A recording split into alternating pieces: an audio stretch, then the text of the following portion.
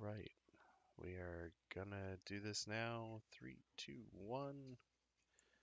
Hello, everybody. Welcome back to the live show. My name is Eric Mitchell. I am your host. It's Starlight Beacon Transmissions Live, episode 41.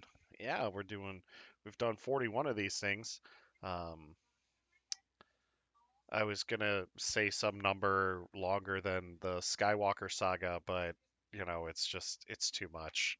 It's too hard to math right now. Uh, anyway, my name, actually, we've done 32 more than the Skywalker saga. Finally, I figured it out there. My name is Eric Mitchell. I am one of your hosts. Joining me tonight is my good buddy, John Byram. I call him the Sith Lord Roy Kent because, Oh my. yeah, Oi! oi, Get to the Death Star! Anakin, oi. Oi! This is, like I said, this is our live show. Abby is running a few minutes late, but she should be joining us here shortly. And then we are going to be getting into all of the goodness. Great show for you tonight. We're going to be talking about the High Republic, first year anniversary. We're going to be talking about Chapter 2 of the book of Robert Fettuccini, Alfredo. Oh, Yeah, yeah, we did that. Yeah, we're doing that, bud. I like it. Yeah, me too. Creamy. Oh, very, very much so. So we are doing that. Hope that you all are having a wonderful night. Hope that you all are having a wonderful weekend. And yeah, yeah, we just hope that we hope that you're also staying safe. So we have just a couple of announcements to go through here real quick. Let me pull these up. The podcast version, the audio version of this episode, is going to be available on Wednesday. So get ready for that. Expect a review of Star Wars The High Republic Mission to Disaster on Wednesday as well. That is Justina Ireland's young reader novel set in the High Republic. Now, this is interesting because this book got an audio release and a ebook release on Tuesday, but the physical release isn't until March due to publishing issues. So let that just sink in, but I'm excited for this book. We are not going to be doing a January RPG due to scheduling conflicts, so we're going to try to get our RPG campaign going in February. So we'll let you know as soon as possible with that as well. John, do you have any announcements to add uh, before we get So going? I was going to blame the delay on the RPG on our friendly neighborhood droid RBD, Yeah. but that just wouldn't be cool. No, I'll go ahead and take the dagger for this one. You know, it has been absolutely challenging. It's Yeah. one of those things where it's where you have 6 people involved. It's 6 schedules that have to align up. Yep. And sometimes it's very difficult, especially when you're in like 3 different time zones. So it does suck. Um, but we're excited for it. Eric has been an absolutely fantastic DM, dungeon leader, dungeon master, or world creator, if you will. So we're super excited to hopefully in February find some time to get back in there because it's been an absolute blast being a part of that RPG show. So again, apologies. I'll take the dagger for this one. My schedule wasn't working out. I was one of the ones making everything complicated, so I apologize. But we'll be back in February, and we'll be back better than ever. How about that? There we go. Actually, it wasn't. It's not just you. It's like all of us because with Oh, I me know, but working, yeah. I'm gonna go ahead and take the blame. Someone has to be at fault. If there's one Okay. thing I've learned in the world of customer service, someone is always at fault, even if it's not their fault. So I'm gonna go ahead and take the blame for this one. Hey, Hilo, how's it going, buddy? Um, you know what? I'm gonna blame JoJo Binks himself. I gotta blame Joey for Oh, this. I'm not gonna Uh, stop you either. yeah. And if Joey's in chat, he's probably like Booker T. Washington. Oh, boogers. Boogers. Oh. Uh, Oh, I love it. I love it. I lost my train of thought there for a second. Sorry. No, it's I'll take the fine. blame for that one too. No, it's fine. Trying to stretch this out as much as possible, brother. But yeah, it was. We have such a great time with that RPG, man. It's so much fun. You guys make it. Oh my God, you guys just make it so much fun, and you guys feed off of each other really well. And like I said beforehand, when I said chemistry, like you guys had instant chemistry, which was amazing with each other. Like some people, it took a little bit to get out of their shells, but like once they did, oh dude, that the Cantina Rescue episode is like one of my favorites, just That because was such a nightmare. it was, but in like the best way possible. Like it was the Cantina Rescue show was just so different It than from was. like anything, from like a D&D, RPG or any other kind of RPG. It was just, I loved the idea. And, Eric, obviously you created this, um, what's the word I want to use? This creative, situation where we got to take something that we're all passionate about in Star Cat. Wars Yeah. and put it together with Bar Rescue with our good friend of the show John Taffer, uh Yes. and just it's one of those things where it's like if you're a fan of the show and you love Star Wars, the fact that we were slicing and dicing meats in the kitchen using lightsabers, Yes. the fact that we just took two things that have nothing to do with each other Yes. and slammed them together, it was absolutely fantastic. It was Uh, some of the most creative RPG in, if that's a thing, yeah. I've seen a group of people ever do. I mean, it was fantastic. Yeah, it was really funny. I mean, I gotta give credit to Joey for just like slipping into esports commentator role. Oh my, Uh, when he it's like the was only time he spoke up too. It was like that one moment, like this is my moment. I'm gonna stand on my milk crate and shine real quick. yes, it was amazing. It was so much fun. Oh God. And then for Kalen to like pretty much just throw somebody into a dumpster. It was fantastic. It was amazing. It was um absolutely great. So, if you guys are wondering what we're talking about, we're just killing a little bit of time before we get into the news here. But we're talking about our RPG show. We're actually going to be scheduling our first session for February now instead of January. Because we're still recovering from the holidays, scheduling, and all this other stuff. So we do have 3 time zones to work with, as John said. So we have that going on, but it's so much fun. If you guys haven't watched our RPG show yet, you should. Uh, the My 6 friends slash family that play this game are so much fun. I love hanging out with these guys all the time. So definitely check them out. They make this worth every single moment, and it's fun to just drink and play RPGs with you guys. So We're a we, little crazy. yeah, It's just a what little bit. we're just a little crazy. Also, don't watch with your kids because No. there's some potty language. That's all I'm gonna say about that. It took like the second episode of the RPG, and then all of a sudden it's like the filter was completely gone, and it's it's like, you know what? Screw it. We're not gonna have a filter anymore. Boom. Yeah, And it was like, oh, okay. and you know what? They're our highest viewed episodes too. Shocker. Yeah, Shocker. Right? I know. So let's get into a little bit of the news here while we wait for Abby to come in, which haven't gotten anything yet. So hopefully she is on her way here. Uh, cat, LOL. Yeah. It was interesting. So we have a little bit of news here. We have a preview of Star Wars number 20 as well as Bounty Hunters number 20. Uh, Bounty Hunters number 20 gives us a look at Zuckuss and Bosk with a few other bounty hunters here, I guess from War of the Bounty Hunters, which if you have not read War of the Bounty Hunters yet, you should because it is awesome, and that is the return of Kira.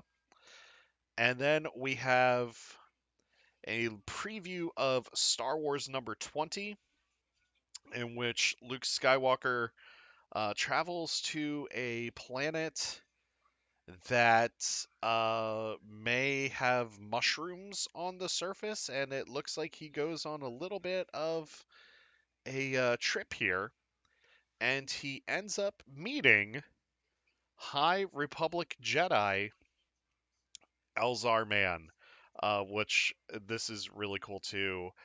John, what are your thoughts on these two previews? So we're introducing drug usage into the world of Star Wars now also. Yeah, totally for children. Thank you, Freddie Prinze Jr., for reminding us of that. Um, yeah, I too hallucinate of Jedi from thousands of years before my existence. Makes complete sense too. Yeah. The force is trippy, it's just one of those things where it's like, whether you are meditating in the force and a vision happens, or whether you're on a planet full of mushrooms and you hallucinate.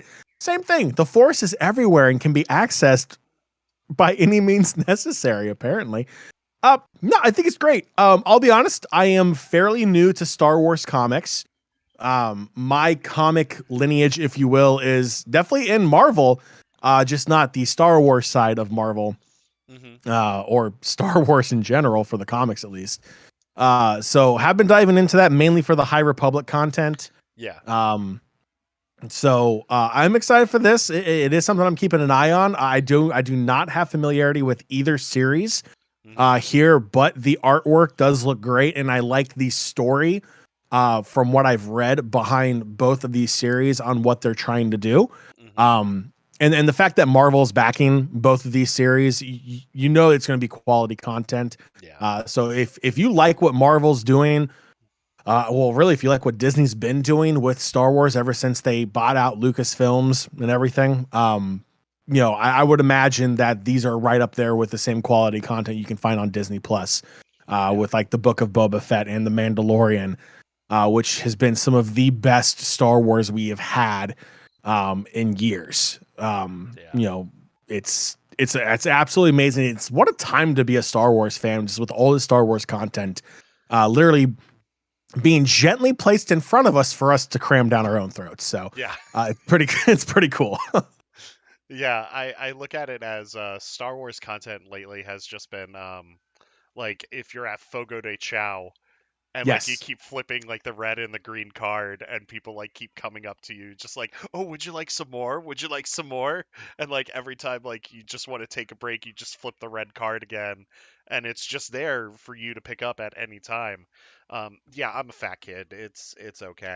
I was gonna say you actually flip it over to the red side. Like I don't even have that option. I just leave it at green the entire time. I did once, and that was like a big mistake because It at that was. point, yeah, because at that point, that's when the bacon wrap fillet walked by, and like I Oh just, yeah.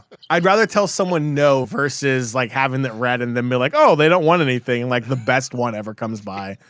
You know, so I flipped it back like right away, and like I you, was you just, flag the guy down. Please come back. yes, For the love of God, I want that now. exactly, exactly. Um, these two comic series are great. Bounty Hunters has been a lot of fun to read, especially when the writing team changed after its first like 6 to 12 issues. The writing team changed, and it seemed like it got a lot better. I love everything with bounty hunters in Star Wars. I just think that it's awesome to just see them, like the whole criminal underworld, which is what we're finally getting, like in the Book of Boba Fett and everything, has just been so much fun to explore. So I am so ready for bounty hunters number 20. Yeah, I can't believe it's been 20 issues. And like I said, check out War of the Bounty Hunters, and we also have Crimson Reign going on right now, which is the Kira focused series. And then I gotta say, Charles Soule has been writing the hell out of this Star Wars series. I mean, he started, I think, back in 2015 with the Vader comic. No, Vader was later. He started with the Poe Dameron comic, which like takes place like before and then after Force Awakens, and that's really interesting and it's a fun read because you get to see Poe Dameron like put Black Squadron together, and then like it also explores like a little bit of their lives post Last Jedi too, in which Poe Dameron gets attacked by a Porg on the Millennium Falcon, so that's worth it right there. Oh, that alone is worth the price of It admission right there. really is. It really really is. Which fun fact, if you go to Galaxy's Edge at Disney, you can see the porg nests on the Millennium Falcon. And my wife was wearing the shoulder porg, and like one of the technicians was like, "Ma'am, that can't stay here on the Falcon. We literally just got rid of like all these other porgs. Like we don't need more." Anyway, but Star Wars number 20, it looks really cool. Elzar Mann is one of my favorite High Republic Jedi, so it's really cool to see him and Luke Skywalker interact with each other, even if it is through trippy force drugs, I guess you could say, or And why force not? shrooms. Now, Uh, question for you. yeah, Earlier this week yes, on your Discord, you posted a link, it may have been last week also, um, about figuring out like what High Republic character you yes, are. yes. Who did you get again? I can't remember. Did you get Elzar? I did get Elzar. Yeah, Yeah. yeah, I got Elzar, and I think you got Marky and Rowe. Oh yeah, you know I did. Yeah, you did. You know I did. That's not even really a question. Come on. I know My there's boy. I know there's a lot of Marky and Rowe fans. Um, Yeah, he's awesome. yeah, I gotta tell you, like especially after reading Fallen Star, he's definitely grown on me as a character, and especially as a villain. Because like when you get to him in Light of the Jedi, I feel like, oh god, this guy's gonna be Palpatine 2.0. You know, like he's gonna be just like Palpatine, and he isn't. Like he is completely different, and I just love that. So yeah, well, speaking of the High Republic, I guess we have to get into this now, which is going to dominate the rest of this news cycle for this week's episode. So, strap in. Oh no, wait, we've got one more thing before we get into the High Republic here. So you know that little thing called Bring Home the Bounty on StarWars.com that has been like showing you like all the different like products and stuff? Slightly familiar. Yeah. Yeah. Well, we got a bonus week. Apparently, we weren't Oop, just going oop. to get the 12 weeks. So we got a bonus week here. And it looks like we've got. Ooh, we have the Black Series prototype armor Boba Fett that is now available for pre order. So if you're wondering what this is actually an all white armor version of Boba Fett. And it's really, really cool. I remember that Kenner years ago released one of these, and it's really hard to find. And if you do find it, it goes for thousands and thousands of dollars. And I bet you now it's worth even more because of the popularity of this character and the resurgence of this character. So we got that. Then we have some Book of Boba Fett merch, a hoodie, a T-shirt, and a tote. The tote says Book of Boba Fett, and it's got Boba Fett, Tusken Raiders, the mayor's major domo, The and best character hands down, by the way. yes, and it's got Max Rebo bag too. Which, if Ellie was here, she'd be all over that. Um, then we have the Tusken Raider T-shirt, which we're gonna get into the Tusken Raiders here in a bit, but I love what they're doing with these characters right now. The Tusken Raiders are just awesome, and such they're such great characters. And then we've got a Book of Boba Fett hoodie, which has Boba Fett front and center with Tusken Raiders on it as well. So there is that. Anything stand out for you here besides, let's say, the prototype Boba Fett? I mean, the tote only because Virginia just instituted a tax on using bags in grocery stores now. Uh-huh. So I'm sitting here like trying to find more reusable bags so I don't get like nickel and dime to death. Uh, which makes me feel like I should have been keeping my reusable bags over the years instead of just like, this is cool, don't care. Yeah. But yeah, so I see the tote and I'm looking at that. I'm like, I see me saving money with that right now. Uh, but yeah, current S- events, gotta love them, right? yeah. Sir, would you like a bag? No, my major domo and I got this. Please speak to my major domo, please. I'm not dealing with you peasants right now. The plastic bag was a understandable misunderstanding. It was an understand. Yeah, exactly. Another understandable misunderstanding. My mistake. Another Yes, understandable another. Yes. misunderstanding. Oh, right. So, let's get into the 1 year anniversary here of the High Republic, and we have one more comic before we get into the 1 year celebration here, and that is we get a preview of Eye of the Storm, which is a 2-issue miniseries that Charles Soule is writing for Marvel that deals with John's favorite bad boy, Marky and Rowe. And I gotta tell you, the art in this preview is fantastic. Getting to see Marky and Rowe without the helmet on and with the helmet on, it's really cool. And so apparently, issue 1 takes place before Light of the Jedi, and issue 2 will take place after The Fallen Star. So you're going to get an end cap to phase 1 with both of these issues, which should be pretty cool. So, John, your thoughts on Eye of the Storm, which that is a badass cover too. It looks amazing. Yeah, And what I'm hoping is that this is going to be a little bit of a longer comic book. yeah, A lot of the weekly, bi-weekly comics that come out, or even monthly comics that come out, tend to be, maybe 15 pages long, front and back. yeah.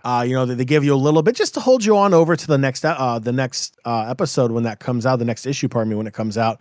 Hmm. But then you have series like uh my favorite one of all time, The Amazing Spider-Man, Yeah, where it's bi-monthly and that comes out and it's a 45 to 50 page epic that costs a little bit more. It's usually about $10, yeah, but it's a bigger comic that takes a little bit more. Um that's what I'm kind of hoping this is. If it's only going to be a 2-issue miniseries, I'm kind of hoping it's going to be a little bit longer per issue, if you will. hmm, Mainly because there's a story to tell yeah, with this character. That yes, the books do a great job. If you listen to the audiobooks, the voice actors, the narrators do a fantastic job, kind of really bringing him to life in that sense as well. But really, this is a character that could use more development, that could yeah, use a bigger explanation of his origin, of his background, of like what his true motives are. And I hope that's what this mini series of this comic will do. But I'm also hoping it's not just going to be like two very short comics that just are kind of there. Seeing the price, it's priced at $4.99 in the US. yeah, Your weekly and monthly comics are priced at $3.99. yeah, So that tells me it's probably going to be around that 20-page mark, which, I hope I'm wrong. yeah. But I just would like to see it a little bit longer. But I'm super excited for it. I will be swinging by my local comic book shop to pick it up. And that's something else real quick. Like, if you're into these comics, it's great ordering off of Amazon. It's very convenient. Hmm. Um, you know, if you can, order it from the publisher or go to your local comic book shop. Support those guys out there. So support the comic book shops. Uh, because obviously everyone realizes we're in an international pandemic still. And it's very difficult. Obviously they're trying to make an earning doing something that they're passionate about and that they love. And that's a great way to support them is by going out, purchasing it from their store. They get credit for it. However that works with the with Marvel, DC, and everyone Yeah. else. I don't know, but go there, hang out. They're a bunch of great people, and they're super knowledgeable Hmm. when it comes to a lot of these comics and the stories that you love. Also, Yeah. so if you're able to and you have one in the area, definitely try to pick it up from a local comic book shop. Yeah, I second that right away. First off, support your local comic shop because they are, I mean, we hear small business all the time. Well, they're one of the ultimate small businesses because they're there to provide a service to the community. And I've had some of my best interactions and best discussions in comic shops just talking about like the latest Marvel movie or the latest episode of Clone Wars or something like that when Clone Wars was still on the air. So like, support that. And going to your thing about the page count, I believe Charles Soule said like he wanted this to feel like a graphic novel between both issues. So he said like he was shooting for the 40 to 50 page mark for each issue. I mean, if it's going to be 40, 50 pages for each issue for $5, Yeah, that is a steal. it I mean, is. that is a lot of artwork and a lot of storytelling for Yeah. $5. That is Yeah. a great deal. Yeah, it is. Because he said like he really wants to tell this story, and he said like they were going to be, it was going to be a mini series, but it was going to be a mega story within this mini series. So we'll just have to see. Um, so yeah, I love this. I can't wait to read it. I am going to be. It's actually just 4 days away. It's just 4 days away. Comes out on the 12th, and we can't wait. Comes out on the audio release day of this episode. So if you're Yes. listening to the audio version of this show right now, Yeah. continue to listen, put it on in your car, and drive to your local comic book shop, pick up this issue, Yeah. read it, and then make sure you tweet at Eric and let him know your own review of what you think of the first Yeah. issue of Eye of the Storm, and that'd be really awesome. It's something I know you and I are going to be talking about quite a bit in the Discord as well. Yeah. Which also means if you're not a part of Eric's Discord for Starlight Beacon's transmission, number one, you're missing out on one of the best Star Wars servers anywhere on the planet right now. Wow, man. And it's a great community. He's been doing a fantastic job. It's super cool to be a part of it. Uh, Yeah. it's a very open-minded, safe space Yes. there where everyone's opinion is valued. There's intellectual discussions there. There's a lot of fun stuff going on too. There's even a meme channel where we make fun of Anakin and his love for sand. So it's just it's a really cool community. So stop by there as well, and also let us know your review of what you think of Eye of the Storm. Yeah. Because I mean, I'm going to be reading this multiple times. Yeah. I think it's going to be fantastic. Oh yeah. By the way, dude, you are like awesome. I mean, I feel like I don't want to say like my ego's been inflated, but you know what I mean? Like Yeah. I try not to humble brag, and I feel like I just humble bragged by trying not to humble brag. But we have a great server and a great community of people, and like John said, it's a safe space. Absolutely. Join us. We do movie nights. We just hang out. We goof off. Every Wednesday night, we stream the latest episode of the Book of Boba Fett. So if you did miss it earlier in the day, you can catch us Wednesday night. We usually do that about 9:30 or so. So you can definitely join us there. We do watch parties. The meme channel is great. The Anakin Skywalker thing is pretty funny. I think there was the other one that said crispy, and it just said Anakin Skywalker. That was Wikipedia that did that. Um, there was another meme that was posted that was from Full Metal Jacket, and it just said the archives are incomplete. And over Arlie Ermey's drill sergeant character, the name Jocasta Nu was on it, and it just says who the f said that.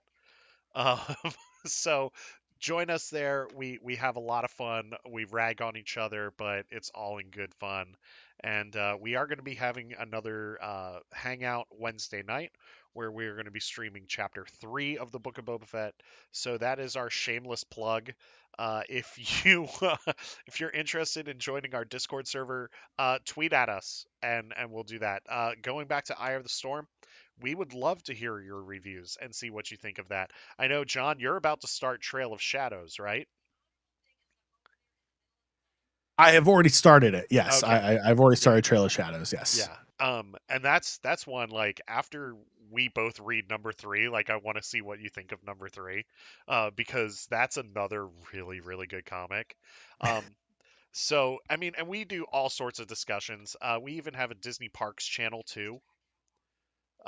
Just shamelessly plugging the Discord one more time, and which we're planning a May 4th, 2023 meetup because it's just not in the cards this year.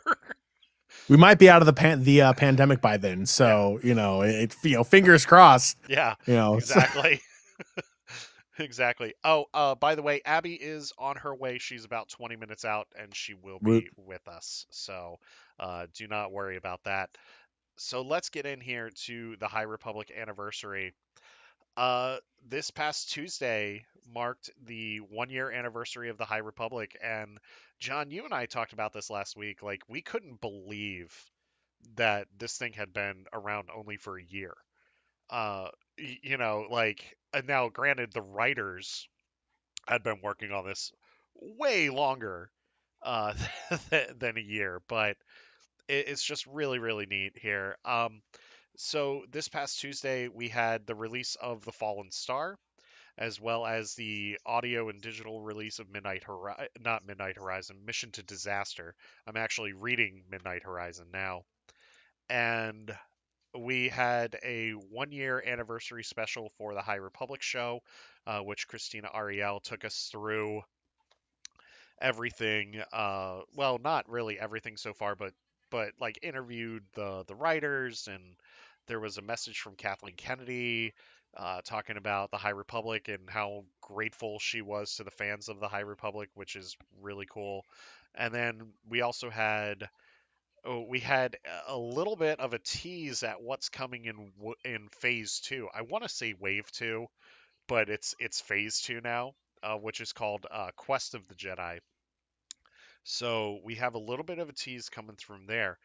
And there's two more things. The last thing I'm going to announce after Abby gets here, because, yeah. The other thing here is we have 4 new writers joining the High Republic writing team too. So we get this 10 things that we learned from the High Republic anniversary special. Phase 2, Quest of the Jedi, is going to begin October of this year. So, yeah, it's a little bit of ways away, but it's worth the wait. Good things come to those who wait, especially when it comes to the High Republic. Phase 2 will not be picking up wherever we leave off. Phase 2, so according to StarWars.com here, it says Phase 2 will follow a very familiar Star Wars storytelling order and step into the past. 150 years into the past, to be exact, for new tales that serve as prequels to what we've experienced so far. So if you look at it, Phase 2 is now set 350 to 380 years before The Phantom Menace. How crazy is that? Like, I love that we keep like going back and going back and like experiencing these new eras. Like I said, we have 4 new writers joining us for the High Republic. We have Zoraida Cordova, which I am so sorry if I butchered your name. She wrote the Galaxy's Edge uh, young adult novel. We have George Mann, who is most notably known for Doctor Who, but he has been writing some Star Wars stuff as well. He's actually been adapting these main stories into children's books. We have Tessa Gratton and we have Lydia Kang. All 4 will be joining us Yes, for phase two. Uh, Cordova wrote Crash of Fate. Mann wrote Myths and Fables and Dark Legends also, so those are really good. And he also contributed in the Life Day Treasury. Kang did From a Certain Point of View, The Empire Strikes Back, contributed to that, and Tessa Gratton is going to contribute a short story in the forthcoming anthology Jedi Stories of Jedi and Sith. Once again, Kevin Scott will be writing a Marvel comic series. It's going to be a monthly comic book series that is going to be the flagship High Republic title. We also have Charles Soule writing a Porter Engle prequel comic, which is pretty cool. Daniel Jose Alder is shifting the High Republic Adventures to Dark Horse from IDW. You can also get some hints to Phase 2 in Mission to Disaster. Justina Ireland will also be teaming up with Tessa Gratton in Phase 2 to write the first young adult novel in the first wave of Phase 2. Claudia Gray is staying as silent as Geode about what's next for her. And according to Claudia Gray, not everybody survives Star Wars The High Republic The Fallen Star, which, yeah, we already knew that. Um, what stands out to you here in these 10 things? Also, chat, tell us what you're excited for. I like the idea of jumping backwards. I like the idea of going 150 years prior to the current events of the New Republic, or of the High Republic, and having that like prequel series, if you will, kind of like what they were alluding to. Um, Again, when you're creating a new era, the hunger for knowledge and background information is always there. Yeah. The Star Wars community is a community that if you give them a piece of the cake, guess what? They're going to want the rest of the cake and the next five cakes that you make too. Yes. Uh, and then the five cakes that you made before that cake that they tasted. Yeah. And that's what we're going to get is we're going to get those five cakes. And I think it's cool. Um, I just, you know, there's always going to be critics. Like they're not going to make everyone happy. Yeah. And I get that. Um, I just hope as open minded as a lot of people have been with the High Republic, that people continue to do that Yeah. going forward with Phase Two. I know, like to me, it's like growing up on the prequel trilogy for Star Wars. I remember the drama that caused. Like me as a Mhm. kid for the prequels, like I was super excited for it. Like that Yeah. was the Star Wars of our generation. Like obviously we Yeah. weren't around, for 4, 5, and 6 when they Yeah. came out, but for 1, 2, and 3, like that was a big, massive deal. And now that content is being pumped out as quick as it is, especially through comics or books or audiobooks or whatever, Yeah. um, we're gonna see more and more of that. And I just really hope that the population that has fallen in love with the High Republic will be open to maybe learning that the origin of their favorite character may not be as squeaky clean as they think it is. Or, maybe the idea that, Geode maybe in another time wore cat ears or something before the events of the High Republic, phase one. So, this is one of those things where, just keep an open mind and enjoy the story and enjoy the ride. Yeah. Hmm. Geode, huh? I'll go ahead and sign off if you want. um. Yeah. So. God, now you got me. The Geode thing. So I'm gonna read Windu's take here in chat real quick, and then I'm gonna address the Geode situation. Going 150 years in the past for Phase Two is an interesting move. Wonder how it's going to connect to the events in Phase One. Yeah, I think that's going to be interesting because I think at this point we're going to go back to the age of exploration, and if there's one author that's actually going to confirm stuff, it's actually Cavan Scott. As secretive as he is, he's also very transparent when it comes to like telling us like what's going to happen. So we're going to see the age of exploration. We're going to see we're gonna learn more about like the hyperspace prospecting families, like from the Santekas and everything. So like you might see a very young Mari Santeka um, throughout Phase 2, and how she fell in line with Marky and Rose's father. So we have that going on. Then we have the Geode thing. So I'm just gonna say this: John is Geode's #1 fan. Totally. Yes. So if you don't know who Geode is a Vintian or Vinton, which is a sentient species of rocks. And Geode happens to be the navigator on 90s Matthew McConaughey's spaceship, the Vessel. Uh, which some of you are probably like, well, what is this guy talking about? Why, why is he saying this stuff? Um, so John decided to troll me by putting cat ears, a tail, and cat eyes on the concept art of Geode, and just constantly trolled me with that, as well as when the out of print cover art for The Fallen Star came out. John decided it would be funny to put cat ears, a tail, and cat eyes on Starlight Beacon as it's burning in Irem's atmosphere. So, Why not? yeah, I why mean, not? I mean, I see nothing wrong with this. It makes complete sense to me.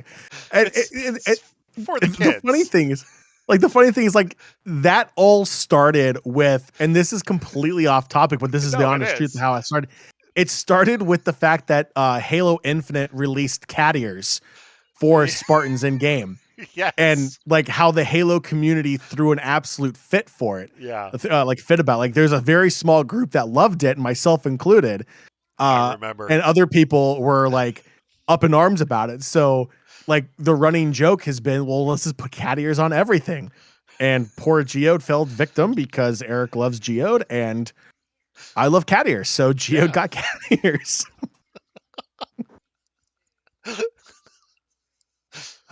You can check it out on Discord too. It's in Yeah. his server multiple times. Check it out. Join just for that. There you go. My God. It's for the children, John. It's for the It is for the children. children. Absolutely. Freddie Prince Jr. was onto something there. Yeah, exactly. Sup, Balaba. Suppalab, I'm a 12-year-old. Do you believe me? Yeah, I know. Right? Yeah. You know? Shaw. Cha. You know? So, I brought uh, reinforcements, Balaba. Wrecker wearing cat ears. Yes, Wrecker would totally wear cat ears. Are you telling? Come on. Don't Wrecker, sit here and tell me he Wrecker wouldn't. You would. know for a fact he would. Wrecker would wear cat ears.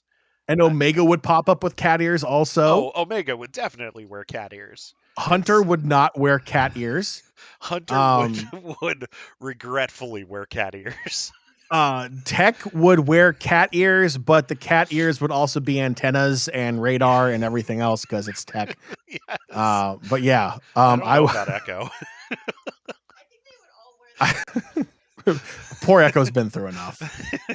Poor He Echo doesn't has need. been through He's. enough. We're not gonna pick on poor Echo. It's My it's my wife said that they would probably all wear them because they love Omega. it's true. Yeah. It is true. Teak, Uh, where's your cat ears? Where's your cat you ears, Teak? know. Look what I got us for our next adventure, Yeah. so we can identify each other. No, better yet, Sid's the one that gives them the cat Oh my! ears. They're trying to get on a they're trying to get on like on an intergalactic vessel, and like the Empire is there checking everyone's chain codes, and then here comes someone wearing cat ears. It's like, no. Wrecker's like, oh, what? I love tukas. Yes, I yeah. love both cats. uh, So yeah, join us for Geode wearing cat ears. Um, That's the Star Wars content we all know and love. I don't even know where I was It's anymore. it's There's definitely Abby. what we want. Is cat ears on Geode 100%. Hey, Abby. Hi. Wha- Am I sideways right now? No? Oh, okay. Yeah, you're Weird. fine. Hi. Hi. Just make sure you record your audio. Yes. Okay. And John's here, finally. Hi. Hello. So, yeah, you joined us live. Hi, everybody. Sorry I'm late. No, it's fine. It's fine. We were just talking about the High Republic and goofy stuff with the High Republic. Um, Gotcha. so I have to make this announcement. You know that contest that we entered? Hmm. Yeah, we didn't win. We didn't win. Well, Um, Scott. So apparently during the High Republic anniversary special, Scott Trowbridge shows up and does this video like live. Well, not like live, but he taped it like in front of the spaceport at the Star Cruiser, and he was talking about it. He was talking about the contest, and it was somebody in Texas. I'm not going to name their name because I don't want people like going after this person. yeah, But it was somebody from Texas, and I was just like, "Oh, okay, this is nice. Thanks, guys. sick. Love Yeah. that. Um, which will probably never get invited to any press thing for for Galactic Star Cruiser. Is it Uh, still open? Fine. Are they still going to go through with it or That's for another show. sorry. That's for next week's show, Yeah, because we're right. gonna have to have something to talk about besides Chapter 3 of the Book of Boba Fett. So yeah, we're getting like all of this in the High Republic, which is really cool. Four new writers, a couple of new comics, and then we're getting a ton of books. Hopefully, Hasbro and Funko just go, hey, let's make some figures for these characters and everything. And I would also really like High Republic Lego sets as well, so I can build a burning Starlight beacon. Um, And then cry yeah, and then cry. a What were little you bit. saying? Oh, okay, my wife was trying to tell me something. But yeah, I could build Oh, a burning gotcha. Starlight beacon and cry and say everything's fine. Okay, so I'm gonna give you my quick spoiler-free review before we get into the Book of Boba Fett here. Um, I okay, so here's the book. I read it. It took me about 6 hours to read between 2 days, and I'm not okay. I'm I'm not okay. It's like you've said before, Abby. Star Wars loves to bring us the Spain without the S. Hmm. Hmm. And Claudia Gray really was just like, "Oh, do you like this character? Well, too bad they're dead." Yeah, your parents are dead. you know, I saw a lot of people saying the same thing, like, okay, I'm gonna read this book, and then it like cuts to just like, I'm not all right at all. Yeah. Maggie, who joined us for our High Republic show on Monday, was what posted a TikTok of her like reading the book, and like as she's reading the book, she's just like crying in different stages of reading the book. Yeah. I will say this, no spoilers, but Starlight Beacon does eat it. It does. I'm not changing the name of this podcast though because I refuse. Yeah. But yeah, it's a quick read. It's interesting. It's got a lot of action, but be prepared for some deaths. And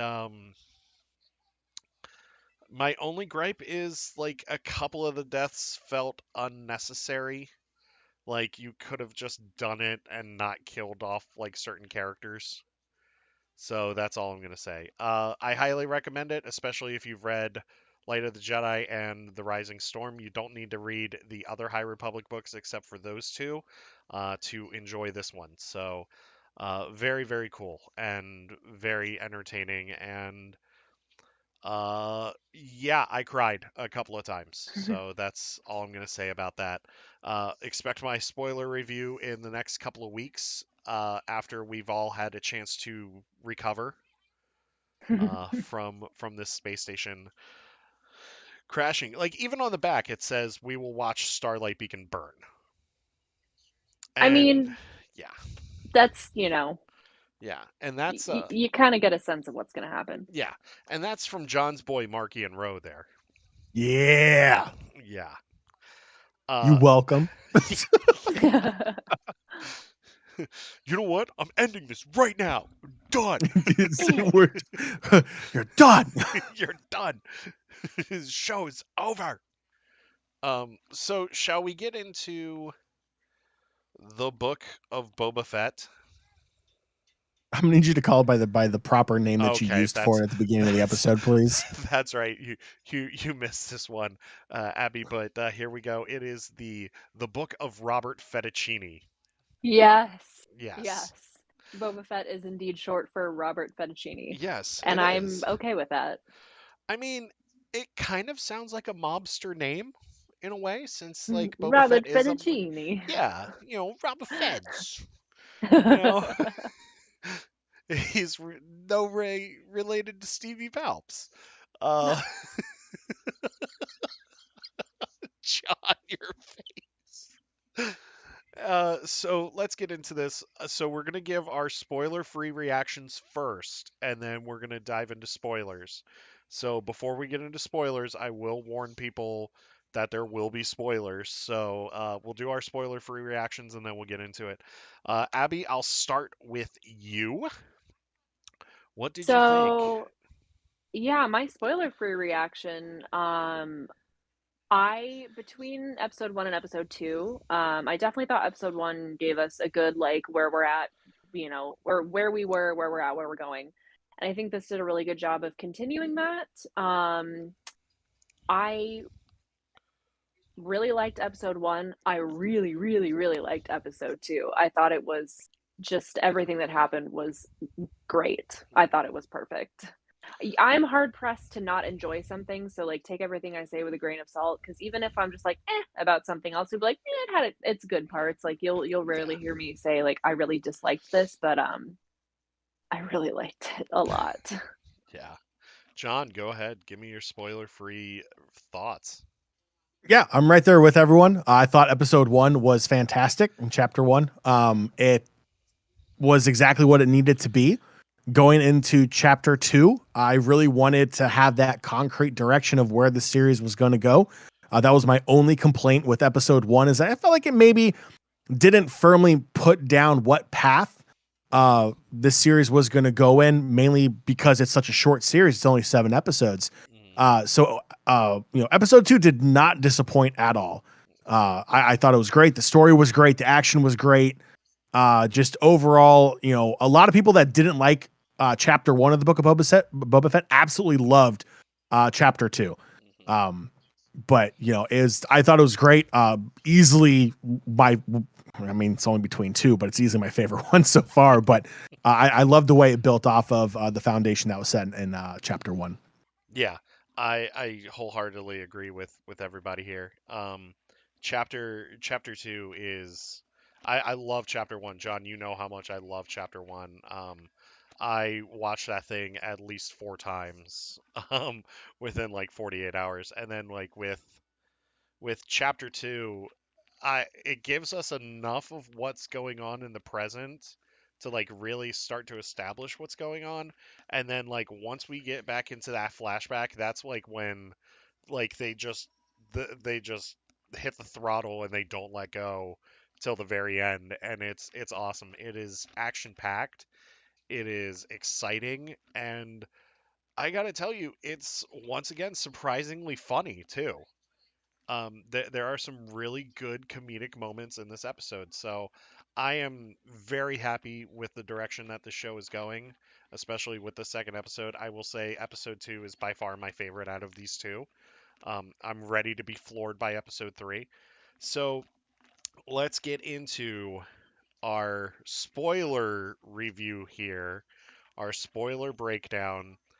Once again, this is going to be full of spoilers. I'm going to say spoilers two more times. So, spoilers are going to be spoiled.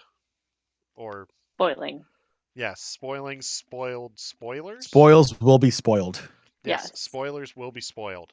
So, this is your warning. I have said spoilers now like 10 times. So, get ready. So, let's dive into this. So, we are once again in the present, which is about 6 years after the Battle of Yavin. Or no, is it 6 years? No, it's 6 years after the Battle of Endor, so we're 10 years after the Battle of Yavin. And we see Boba Fett in the palace again, and they have the assassin that tried to kill them. They captured one of the assassins that tried to kill them. And so they are trying to question this assassin. And they go, well, who sent you? And the assassin's not talking. And so Fennec decides, well, I'm going to take matters into my own hands.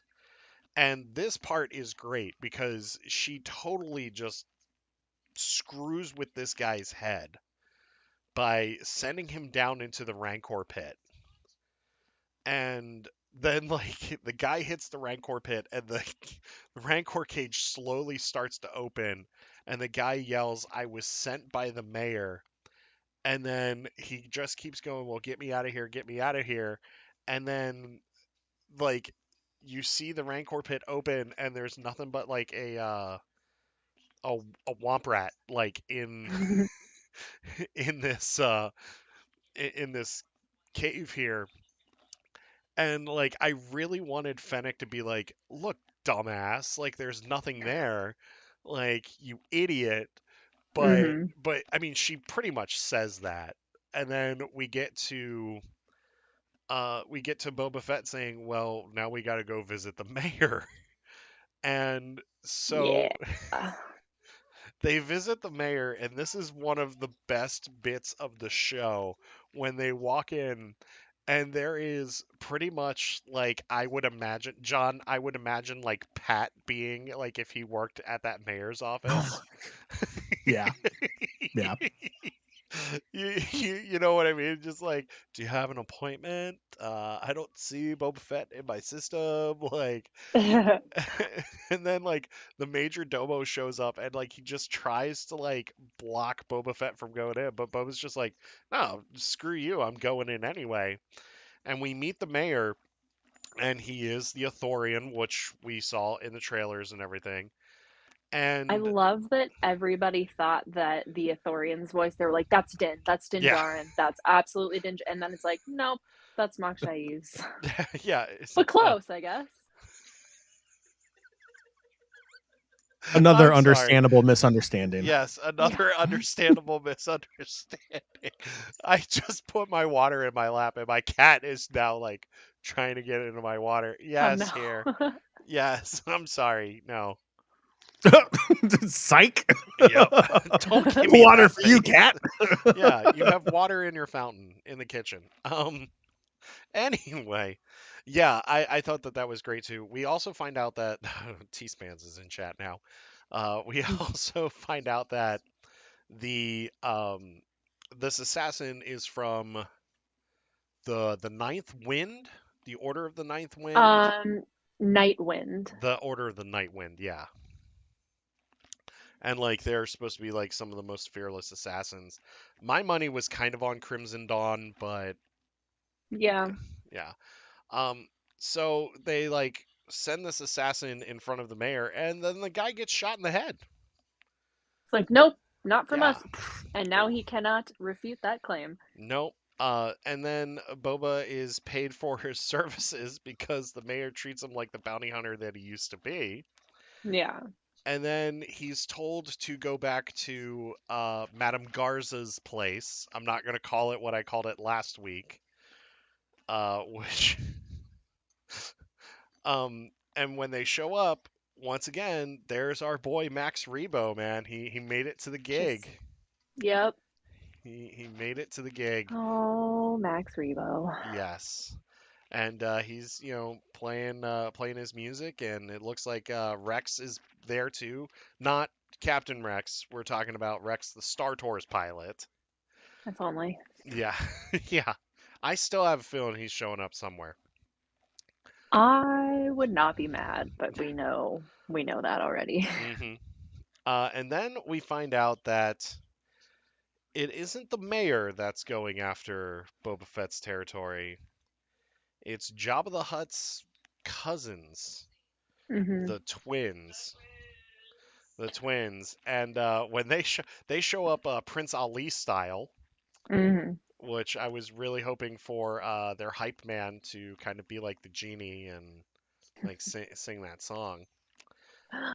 And then we are introduced. Well, some of us know this character from comics, and then some people are seeing this character for the first time. Once again, a subsequent material character is making a live action debut in Star Wars, and we get Black Kuristan, the Wookiee bounty hunter. And I gotta tell you, that guy looks so badass. Literally, I Yeah. was my roommate, my fiance, and then our friend all hadn't watched either of the episodes yet. hmm And our friend came over. He's like, I want to, we're going to have weekly Boba Fett viewings together. And I was like, all right, cool. So he comes over, and my roommate goes, yeah, my boss told me that this makes Chewie look like a teddy bear. And he was like, there's no possible way. And I was like, just you wait, good sir. And he comes on screen and he was like, oh my God, you're right. Yeah, let's just say there is a new section of furries that has popped up on Star Wars Twitter after Oh this. my. Oh, Oh, yes. yeah. Yeah. The Um, amount of times I've seen a picture that's just like, he's kind of, just hear me out now. mhm. And I'm just like, oh. Yeah, those memes will be shared in the meme channel on our server. We're not going to talk about them right now. Hey, Jane, how's it going? But yeah, we are shown Black Kurstan, and he doesn't do anything. He just Mm-mm. stands there menacingly, and then Boba Fett and the twins have an exchange, and Boba Fett is like really trying to resolve things peacefully. Like he is really trying to be respectful here, and the twins really want violence, and Boba Fett's like, no, we don't do that like around here Yeah. unless we have to. So the twins go away for a little bit, but Fennec's just like, in order to kill somebody, you have to consult the twins. So like, in order to kill the twins, he would have to ask the twins to kill them. Yeah, I was very like, because I know that there's like a round table of huts, we Yeah. saw that. And I'm very curious what exactly she was referring to when she was saying that. Like, obviously, there's something bigger going on that we are hmm going to find out. But I do also have to say, it cracked me up to no end that the one was dabbing his sweat off with like a womp rat or a mouse or something. I Yes. was like, is he gonna like eat it? Like, are we getting like the Phantom Menace, like pop its head off, throw it at a gong type of thing? Or Yeah. like, no, he was using it as a kerchief, which was hilarious to me. Yeah, and then his sister is waving herself with a fan. The the tiniest fan, just World's tiniest fan. You're Yeah. 100% yeah, correct. And it feels like they're like the southern debutantes of like the Star Wars literally. universe. Okay, how much experience do you have dabbling in King of the Hill? Oh, I know King of the Hill, yeah. Gosh Okay, darn so it, Bobby. Yeah. so the episode where they like go to like the deep south and Bobby's Yes. in like the velvet suit. He's like, "Oh, this flower is wilted." Like that's all I heard like in my head. Yes. Yes, and I also thought of like when he's dabbing himself with the rat, I thought of like every Southern lawyer and like every courtroom drama ever. Like, I do Hmm. declare, Your Honor, my client is innocent. He has not done what you have accused him of. Yeah. Well, my wife just pointed out like Zero the Hutt even had like one of those Southern accents. So, since the twins are technically Jabba's like niece and nephew, I Yeah. believe, there is a distinct possibility that those are Zero's children, and I wonder if just the random Hut Southern dandiness is like an inherited kind of affectation or something. I don't know. I don't know, but it's something that I really want to explore. I want to explore it, but I also hate it so much. I do too. So at that point, we go back to Boba in the back to tank, and then this is when we get the flashback of the episode. And this flashback is incredible, and it takes up the rest of the episode here. Hmm. Boba is still trying to. He's still a. I guess you could say right now he's a guest of the Tusken Raiders. Or I should say the Tuskens. I can't really call them Tusken Raiders, especially like after this episode. Um, Hmm. and he sees that the Tuskens are, well, he's trying to learn how to fight like a Tusken, which I think is a brilliant sequence as well. And then he tries to help them out after a high-speed train goes through the area and starts picking off the Tuskens and a couple of innocent banthas at the same time. And Boba Fett decides he's going to take matters into his own hands and try to find a way to stop this train.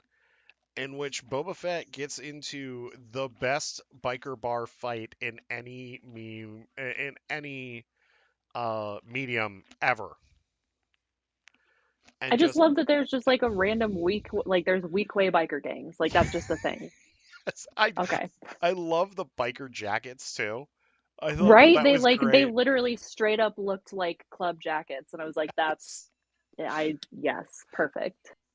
In this, we are given a cameo by two of Luke Skywalker's old friends.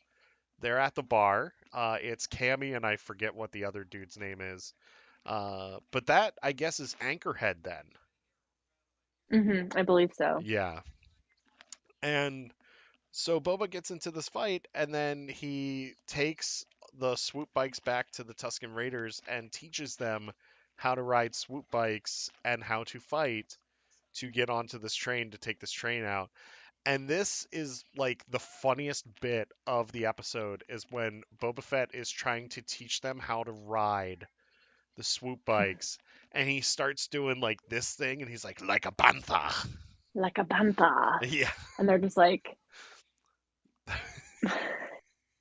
it's just so funny to me. it Like is. I love the way that they communicate. I love that we're actually getting more as it's moving on and you can see that Boba and the Tuscans are communicating more easily. We're getting more subtitles of what they're Yes. saying. And it's really interesting. My friend who came over to watch it with us, he's a linguist, and he's just sitting there just analyzing this whole thing, and he's like, so it's not technically like a sign language that they're Yeah. using, but he's like, we're talking about the fact that like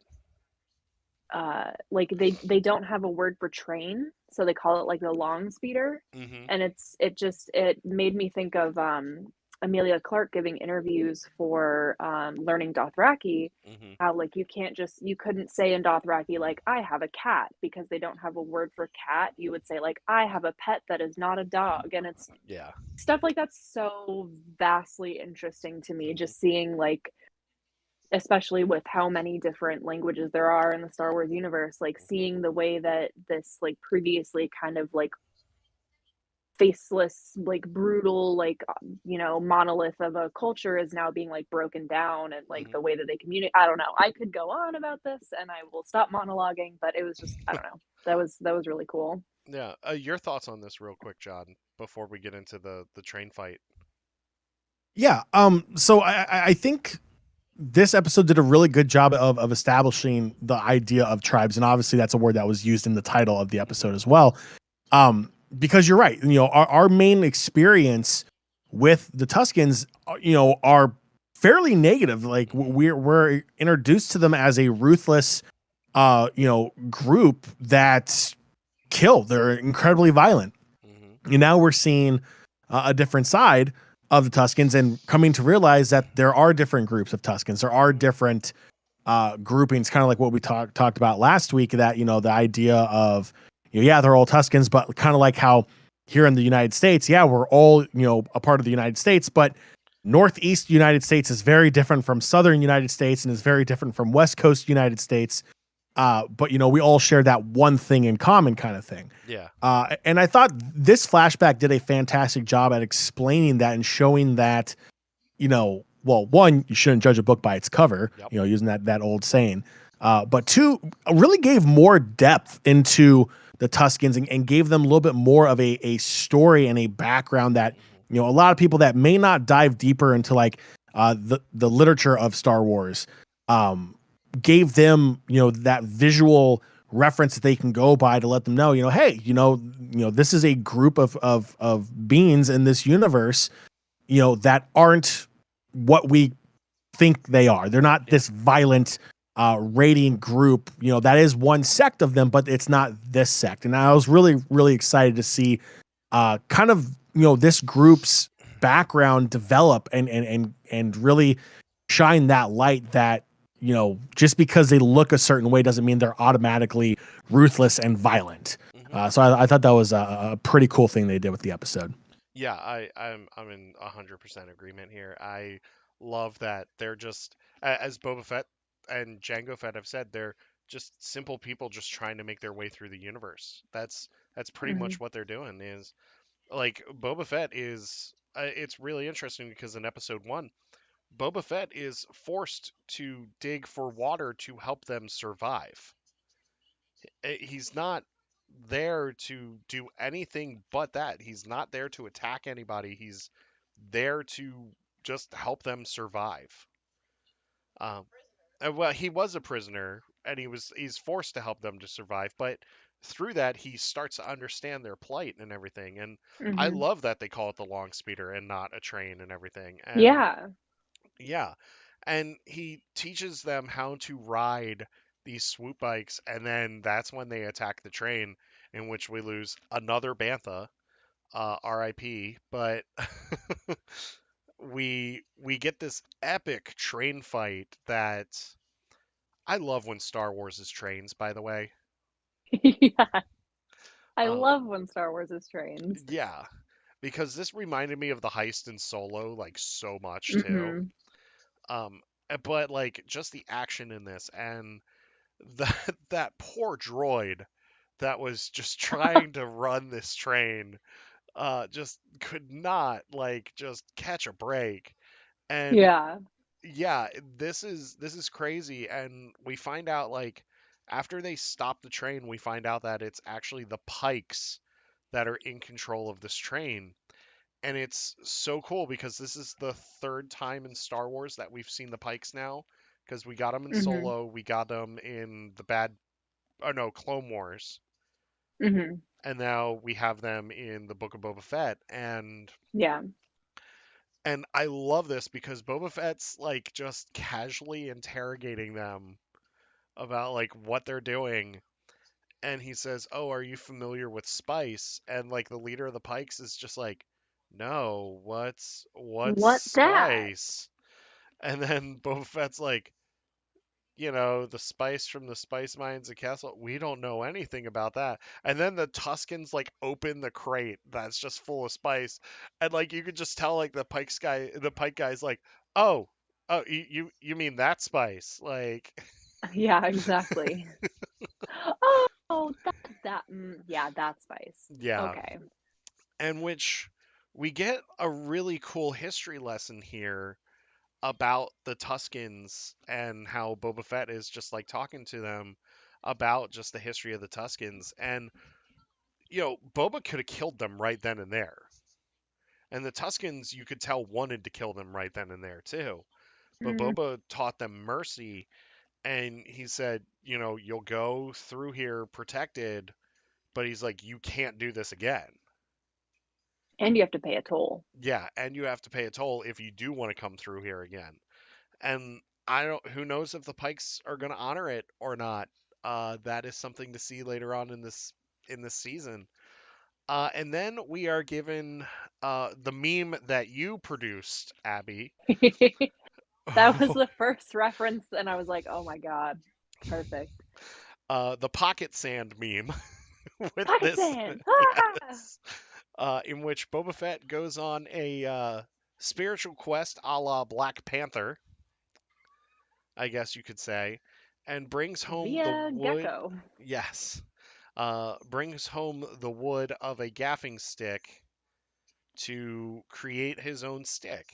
And at the end, he's finally accepted into this tribe of Tuscans. And that's just a brief spoiler recap of what happens in this. Now we're going to Yeah. dive into all of the goodness here. Let's talk about here with the where would you guys like to start here as we break this down? Ever. Okay, John. I know that's very helpful. I know the one part of this episode that really like threw me for a loop a little bit because I Uh huh. just was not expecting it. Was that spiritual journey he went on Hmm. via the lizard crawling up his nose and into his brain and whatnot. Yeah. Like that happened, and I kind of was like, Big what?" Geonosian brainworms vibes there. Like we just went there. Like Yeah. there is a lizard up Boba Fett's face right now, Hmm. Yeah. directing him to find this stick, and like I'm trying to take it seriously, but the entire time I just picture this little lizard like in Boba Fett's brain, like driving him, like he's like a robot or something. It's just like I don't know. Like I Like, loved it, but He's like giving him the Ratatouille treatment. yeah, that's what I was exactly, just gonna say. It's like Remy it's or like Ratatouille. for something as cool as the Tuscans sharing this sacred tradition with him Hmm. on his path to becoming a member of their tribe. Uh, it just was not something I was expecting, and like I'm glad it caught me, Yeah. it threw me for a loop, and it definitely had me a little bit more engaged than normal. Uh, but it was just so left field that I had to like go back and rewatch it again just to really comprehend. Like, yes, that actually just happened in Star Wars. It's cool, but like awesome. That was not what Yeah. what I was expecting. It reminded me also of the of the brain slugs that we got from Geonosis in the Clone Wars, but it also reminded me of the brain worms that Khan sticks in like Chekhov's ear in Wrath of Khan Mm, a hmm. little bit there, where like he's like still like going through the motions, but he's like not in fully control of himself. It's more of like the brain slug thing from Clone Wars, but yeah, that was I was not expecting that, and Yeah. I was quite surprised, which I thought was really cool because we also get more of those flashbacks of him being on Geonosis too, which I think is really interesting, and that's something that I definitely want to see more of in this show. Are these Yeah. Geonosis or not Geonosis? Camino flashbacks, I should say. Hmm. The Camino flashbacks. All these planets kind of run together after a while. Um, Right. and I will say this about these first two episodes. I also love that we're not leaving Tatooine. Like we're sticking to Tatooine for this show, which I think is going to ground this a lot more. Like we're gonna get more of the underground thing in this show. Hmm. I really hope. Quick side note: I really hope Force users do not show up in the show Yeah. at all. Like I don't need Grogu in this show. I don't need Luke in this show. I don't need Ahsoka. Like just show me the criminal underground. And that's what we've gotten so far. So yeah, I probably just jinxed it. Like John Favreau, John Favreau is probably watching this right now. Oh, we got to reshoot everything after episode three. Right. Like, Bring him back. Gonna reshoot the yeah, entire thing. yeah, exactly. But so let's talk about what's going on with the present day here because I think like this is the big thing with the Huts and with Boba Fett trying to do this criminal empire here. we're starting to see the players come in now. We know that the mayor is a major player. We know that the twins are now a major player. Is Madame Garza another major player to look out for, or do you think she is a middleman? I definitely think at this point, just immediately upon walking in, it's not like, oh, Lord Fett, it's Mr. Fett. Like Hmm. she's kind of already kowtowing to the Huts again. I don't know if she's like in cahoots with the mayor or the Huts or something. And I understand from the perspective of somebody who lives on a crime world, basically, that you kind of have to like whoever's the most powerful, you align yourselves with them, even if it's for 5 minutes before you switch to another person. Yeah. But I don't know if she has some like skin in the game in a specific way. I'm really intrigued to see whether she kind of stays like a minor character if or Hmm. if she's like secretly like haha like plotting to become the daimyo or something like that, you know. Yeah.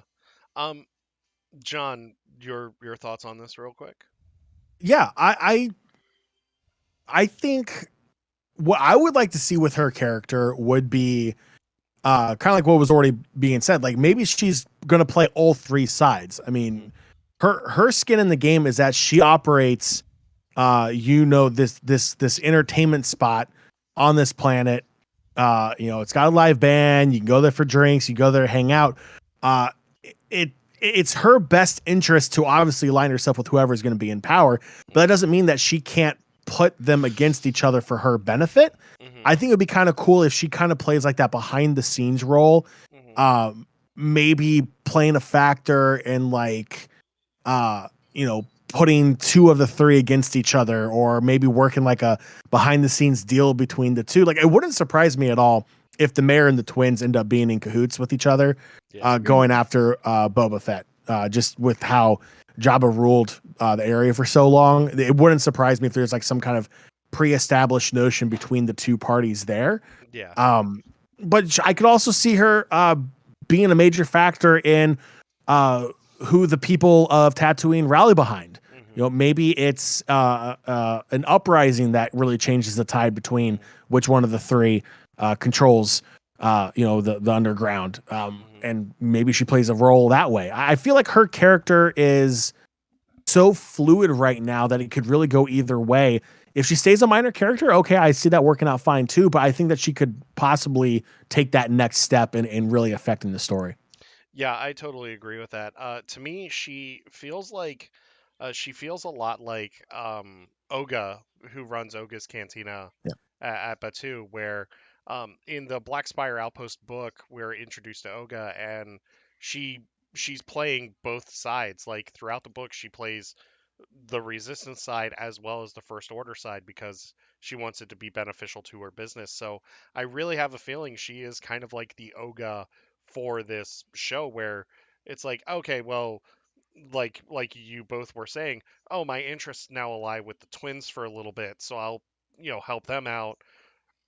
But now the mayor has something that I'm interested in, and now Boba Fett has something that I'm interested in. So, well, this will be interesting here. I was going to compare her to Bib Fortuna, but Bib was pretty much just loyal to Jabba to a T that we know Mhm. of. Whereas this one, I think she's like, well, whoever has the best hand at the time, that's who I'm going to go with. Mhm. If we're looking at it from gambling terms here. Uh, so so yeah, I think the mayor's still close to the one that's pulling the strings. I don't think the Huts are close to the ones that are pulling the strings, but I think they both know who's pulling the strings. Mhm. Jeez, another freaking spam thing. Um, oh, report. Buy followers now. Yeah, pretty much. Ooh. Do you want to be famous? Yeah, do want to be famous. Yeah. Anyway, I apologize for that here, folks. But yeah, I think like the present day thing is like where we need to like really focus here because let's face it, this Tuscan story is pretty much telling itself right now. Hmm. Um, Whereas, I mean, now it's a very important part to like who Boba Fett is and the evolution of his character, and we really start to see an honorable man like being formed here. And do you think that while Boba Fett was bounty hunting, he let a bunch of people go like this, or do you think he was a little more ruthless as a bounty hunter? I think based on the 7 minutes of screen time that we got of him in the original trilogy, that he probably erred on the more ruthless side. Hmm. But Mans has been digested by a Sarlacc. Hmm. Like, he has been through some things. He is learning this way of life from the Tuscans, and Yeah. he's incorporating it into the person that he wants to be, so much so that he still is wearing the black Tuscan robes under Hmm. his Beskar rather than a flight suit, which Yeah. I think is really cool. Like, it represents how much he took in of his time with the Tuscans. And Hmm. I think, for lack of a better word, like, he's kind of realizing that ruthless isn't what he wants to be for the rest of his life. It's, by way of being a bounty hunter, it's often necessary, but Hmm. this is kind of like a new era for him. Hmm. So trying to incorporate everything that he's kind of been through into what he wants to become, I think kind of shows that he's that's not what he wants to be anymore. Yeah. I I think it's similar to the journey that Din has gone on through The Mandalorian, Mhm. where he has, you know, at first, let's face it, in that first episode, he's pretty ruthless, especially like in the beginning, where he pretty much uses that door to cut somebody in half. And then Yeah. throughout The Mandalorian, we see him start to soften a little bit, Yeah. because of Grogu, and now we're starting to see Boba Fett like really just realize these other people, that are out there, and how, yeah, I think the ruthlessness, it needs to happen every once in a while. Like, of course, he's taking over Jabba's empire, so he has to be ruthless here a little bit, but at the same time, his whole thing now is respect. Like, he wants people to respect Mhm. him, and he wants to respect people. And that's a big thing that the Tuscans have given him.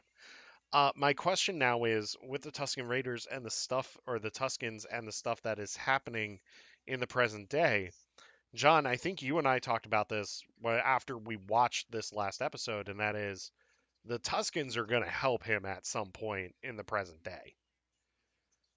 Like, they're Yeah. going to be involved in this conflict. Yeah, I mean, anytime you have a power struggle in almost any situation, whether it's in Star Wars, whether it's in another sci-fi universe, or whether it's in real life, there's always going to be an outside force that comes in. And in this case, you know, the image we have of Tuscans prior to this series uh, is pretty much the same image a lot of people in the Star Wars universe have of the Tuscans. Hmm. Ruthless, violent, and they could possibly use that to their advantage. With Boba Fett spending time, with the Tuscans and learning and earning their respect, Hmm. and now being considered a part of their tribe, I could definitely see that in Boba Fett's dire needs in this conflict for control, them coming in and have being that external force that really shifts the tides Hmm. of the power struggle. Hmm. And it's probably something we'll see sooner rather than later. Again, with how short this series is, Hmm. it's going to come into play real quick, and I would find it hard to believe it wouldn't, with how much time that relationship building between Boba Fett and the Tuscans have played in the first two episodes. It's Hmm. there for a reason. Hmm. How is it going to play out? Hmm. Or will it be like the most epic betrayal where they come in and they take another side and like they strike a blow against Boba Fett? I don't think that's going to happen. But I feel like they are gonna play a major role in this power struggle. Hmm. Mhm. Now my question here is, I have a quick follow up here, and then Abby, I would love to hear your answer, especially with this question. what is the possibility that the Pikes are actually the ones pulling the strings here? Um, I don't know. I feel like their whole thing is kind of like spice and smuggling, and like obviously, yes, like we know the wretched hive of scum and villainy, all of that. But um, there's a possibility that they're connected, that they're working with the Huts or the mayor or somebody. I wouldn't necessarily think that they're the ones kind of like, marionetting everything in the Hmm. background, but I think they definitely, at the very least, have the potential to play a part Hmm. in going forward. Or we just, that was just kind of a bit and a piece of Boba understanding that, like, I don't have to kill everybody. I can actually use people and leave them alive, and Yeah. that can be advantageous. Um, but that is an interesting thought. I hadn't previously considered that, and I mean, they're obviously up to no good. They're running spice on a train through the desert, going somewhere. But Yeah. yeah, that's an interesting thought. I would love to see them be somehow brought back in and be shown to kind of be working in some capacity with one of the big bads. But Hmm. yeah, that's I like that idea. Yeah. I want to get your thoughts on the Tusken Raider thing real quick, and then I'm gonna have John answer the question about the Pikes too. But your thoughts on the Tuskens? They're coming back. Like you agree with that? Oh yeah, absolutely. I Yeah. don't think that we're gonna get all of this backstory with Boba working with the Tuscans. I don't know if that means he, Gondar calls for aid them type of thing, Yeah. or if they, even potentially kind of like become his like crew or something like Hmm. that, or what. I feel like we've gotten to the point where for me, I think it would be an odd choice to have them betray him at the last minute. But then Yeah. again, as we know, Star Wars is pain all the time, and we do know that Dave Filoni directed one of the episodes, so Hmm. that's never good. It's great, but it's not. It's also terrible. Yeah. Um, yeah, I would be willing to bet that they are gonna help him or be instrumental to his operation at some Hmm. point moving forward. Yeah. John, your thoughts on the Pikes? My honest thoughts is that it was fan service. It was Okay. just kind of like a character that, the hardcore Star Wars fans are already familiar with. Hmm. And in this new journey of the book of Boba Fett, we're gonna sprinkle in things that you may remember from other movies, other pieces of literature. Hmm. Um, and I feel like that's something that these spin-off series do quite well, is finding those ways to make those connections, Hmm. and really help bring, as fractured as it is, the Star Wars community back to ground zero there, Yeah. like back together over like one thing that solidifies the fan base. I mean, Hmm. I think the Pike Syndicate playing that role here with running the spice trains through the desert. I think that was just more of here's kind of a connection that we can all draw to real Hmm. quick in this series. I honestly, if they played a bigger role, I think it would be cool. But at the same time, I feel like it's maybe just a one and done kind of like connect the dots thing a little bit. Yeah, I can definitely see that, especially like as a common enemy for Boba and the Tuskens to share in order to like really like come together as a group. I guess you could say, or for Boba to show the Tuskens that he really isn't a threat, like he is an asset to the Tuskens. Um, Now my question here is also it's a follow up on the Pike question because we know that and you're going to be hearing Crimson Dawn forever for the next 5 weeks here, because I really think that with the Pikes now being involved, even if it is a one and done type deal, this is the perfect opportunity to open the door for Crimson Dawn to come back in a live action format. So another question here is I'm gonna do another pulling the strings type question here, even though we're 2 episodes in and we don't know how this is going to play out. the over and under on Kira being the one that's actually the big bad for this show.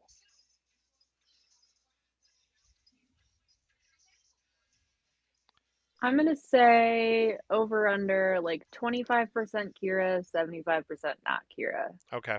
I don't know if I see them tying that in necessarily because we're more so focused on Boba and like his personal Mhm. journey and like Tatooine Mhm. as like a hive of crime as opposed to this big like I don't know a ton about Crimson Dawn outside Mhm. of like Solo and a little bit that I've heard from that, but it seems like a much more kind of like organized Okay. organized crime like crime empire versus like crime lords here and there type of Mhm. thing. I could see how it could tie into that, Mhm. but I don't necessarily think it will. Okay. No. That's I just 2 episodes in, that's kind of Yeah. where I'm at with that because I have been thinking about that. Mhm. I just wanted to ask this question here because especially with the Pikes being involved, John. Mhm. Yeah, I feel like I agree. Yeah. If it wouldn't shock me, but at Mhm. the same time, just after 2 episodes, I think it would be highly unlikely. Yeah. Yeah. I agree. I think that if you are going to establish Crimson Dawn as the big bad for the show, you do it by the end of episode 1. Like I you mean, Yeah. you we're you, we're you pretty tease it. much at the 25% mark of the Yeah. series, with it We only are. being 7 series long. Mhm. So it's like if all the big players should have been introduced by now. Yeah. Mhm. Um, I feel like it may be something that people would be critical of if another major player comes in, Mhm. in episode 4 or 5, because then it's like, okay, well, we've already had all of this established. Now we're gonna have like this other thing pop up at the very end that is Yeah. really the big baddie or a Yeah. massive player in the story. It just feels a little maybe um the only word that pops to mind is, and I'm not trying to say it is like this, but it kind of feels a little cheap if it is, Yeah. that you get that far in a series and all of a sudden like, oh surprise, it's really the puppet master behind curtain number 3. And Yeah. you're just like, wait, Mhm. what? And it's like, I spent 5 episodes on this and now all of a sudden in episode Yeah. 6 we got puppet master showing up. So yeah, that. Yeah. I mean, it was a lot different in The Mandalorian because, you don't see Moff Gideon until the end of the first Mhm. season, but they build to that because they build to him being like one of the people pulling the strings towards the end of that Yeah. first season. Whereas with, How many episodes was the first season of Mando? I think it was 8. Yeah, it was 8. Okay. Yeah. So already we have like a little more time to establish like a running story and like time to build up. And then obviously they had already planned at some point to do season 2. So Yeah. that pacing is makes sense for that. Yeah. But as it stands, we don't like as far as I understand, this is just 7 episodes done. I Yeah. don't I don't think at this point that they've even talked about the idea of a second season. So that No. would have to be something that would come into play as opposed to just like a limited series, you know? Yeah.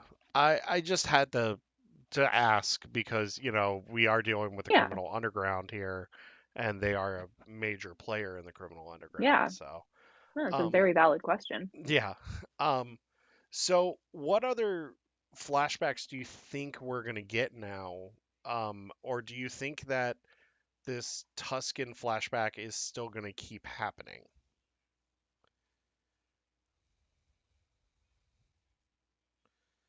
I assumed there would at least be one more episode of kind of like rounding out the Tuscan story and maybe like sending him on his way to everything that happened between that and when we see him now. Mhm. Um, I could definitely see at least episode 3. It feels like this is going to be a lot of like again establishing like everything that's happened to him even with Mhm. the flashbacks of the Geonosian arena and like Camino and stuff. Mhm. Like it's illustrating and telegraphing why he is at the point that he is at. Mhm. Um, So I mean minimum one more, or even the rest of them have bits and pieces. Like I, Yeah. obviously don't know yet, but that's kind of Yeah. my thought. Yeah. John, your thoughts? Yeah, I agree. I think episode 3 will have one more decently length flashback. Hmm. I don't think it will be a flashback that dominates a majority of the time. Hmm. Um, and I don't think it will be as broken up as it was in chapter 1. Yeah. I think maybe that time span of book 2 or chapter 2 where you know that whole thing going meeting the twins and then kind of like establishing the three-headed monster that's fighting for Tatooine now. I feel like that length might be the best if they're going to do another flashback, Hmm. but they really do need to, I think, start moving forward with this power struggle on Tatooine. Yeah. A major play, it's a major planet here in Star Wars for not just lore in general, but a lot of our heroes come from Tatooine. Yeah. So it's one of those things where I feel like they have to start moving forward and advancing this plot, especially with how short the series is. That they need to get that moving just a little bit more. But I do think one more decently sized flashback, Hmm. maybe a smaller flashback here and there in the final episodes. But I really don't think we're going to see another lengthy flashback like we saw in chapter 2. Yeah, Mm-hmm. I think we might get maybe a 10-minute flashback if we do in chapter 3. I think the remainder of chapter 3 is going to be about Boba like now finally trying to establish this empire. I think that we do need to deal a lot with his PTSD like we are finally dealing with in this show, but Mm-hmm. I want to see him become this. I mean, we're already seeing him become this honorable man, but we really need to see him like finally like step into his own here. Yeah. And this is the way for him to do it. Finally, by taking what he thinks is his. Yeah. It's interesting. I kind of just remembered too, on one of the episodes of the Clone Wars, Hondo is actually talking to him and says, it's the honorable thing to do. It's what your father would have done. And I think I kind of just remembered that right now, but I think maybe that's also a little bit of why he is now trying to become like the I am ruling with respect kind of guy, Hmm. because after everything that he's been through and all of the bounty hunting and everything and like losing his dad, I think that little bit of like how would my dad have done this is also like playing into it, because Django was, a tough dude, but he also knew that there are certain like Yeah. codes that you don't break, unspoken or not. Um, that was a Yeah. bit of a tangent. I apologize, but I No, you're just fine. thought of that right now. Yeah, I think that Hondo was definitely the one to kind of give him the reality check as a younger person. Hmm. Um, John, what are your thoughts on this too? So I think the evolution of Boba Fett should be like a major talking point that a lot of people are focusing on. I mean, like, Hmm. we've done a great job, like for Yeah. sure. But I think his mellowing out is what really bothers some Star Wars fans. Hmm. But it's like, Hmm. but it's like what everyone just said. He grew up in the Clone Wars. He saw his dad get beheaded. He Yeah. had a very violent childhood and a very violent early adult life being a bounty hunter. Hmm. And where did that lead him? Years of digestion. Uh, Yep. and you know, what I like to think of these flashbacks is not just, how he got to where he is now, but how his thinking has changed Hmm. and the way he views his role in his own life going Yeah. forward. And bringing Hmm. up Din from Mandalorian makes complete sense too. We have a guy in Mandalorian who is, for lack of better terms, he's very fanatical. He's very Yeah. set in his ways of how his Mandalorian community do things. It's very religious in Hmm. that sense. Yeah. And throughout the 2 seasons, we see those thoughts, those religious beliefs be challenged by other Mandalorians, by other people outside of the Mandalorian culture that are asking, hey, why are you doing things this way? Or why can't you take your helmet off? Like, why can't you do this? Why can't you do that? And he's experiencing all of these other cultures where before he's just out there being a bounty hunter. He's there to collect some creature, some person, and turn him in and get credits. Yeah. Now he's having that experience and he's being challenged. He's being forced to adapt and change. And that's why that moment in the final episode for The Mandalorian in season 2, yes, Luke showing up is massive, but him willing to take his helmet off is the evolution of 2 years of him being challenged and him coming to terms with maybe what he believes in might not be the only way. Yeah. And that's what I think we saw here with Boba Fett was that he grew up thinking ruthlessness and being the aggressor was the only way. Yeah. And in those flashbacks, meeting the Tuskens, he experienced a different culture. He experienced different ways of life that were more simplistic, that were very minimalistic. And that really helped him think outside of the box and evolve his character to where now we see him, he's older. He's in advanced levels of life, if you will, where he can't be as forceful. He can't be as physical. He has to go take a bath every time he gets hurt. I mean, I wouldn't mind doing that either, but that's how his character has developed. Now he has the brains. Now he has the smarts to rule through strategic thought versus through strategic fighting. And that's why like Finnick plays a massive role too, because she can be that ultimate aggressor, but he's the brains behind the operation, thinking of different ways of doing it. So I think that's one of the things I absolutely love with this series is his evolution of the way he thinks and treats these situations going forward. Yeah, I totally agree with that. I think that this Boba Fett that we're meeting is similar to Clint Eastwood in Unforgiven, where he has had like this violent life and now he's just trying to mellow out. Now he's just like trying to just make a life for himself. It's also similar to where we find Logan at the beginning of Logan, where he's just trying to make money to take care of Professor Xavier, and so that way they can get a boat and just like live their retirement and just like live the rest of their lives in peace. And and like this Boba Fett is what I'm seeing. I'm seeing that in this Boba Fett, and I think you hit the nail on the head here perfectly, John, with Fennec, where she is like Boba Fett 1.5, I guess you could say, where she's like right in between, where she is a little bit mellow when she needs to be, but she has that ruthless aggression that Boba Fett used to have. So she is like the perfect complement to him.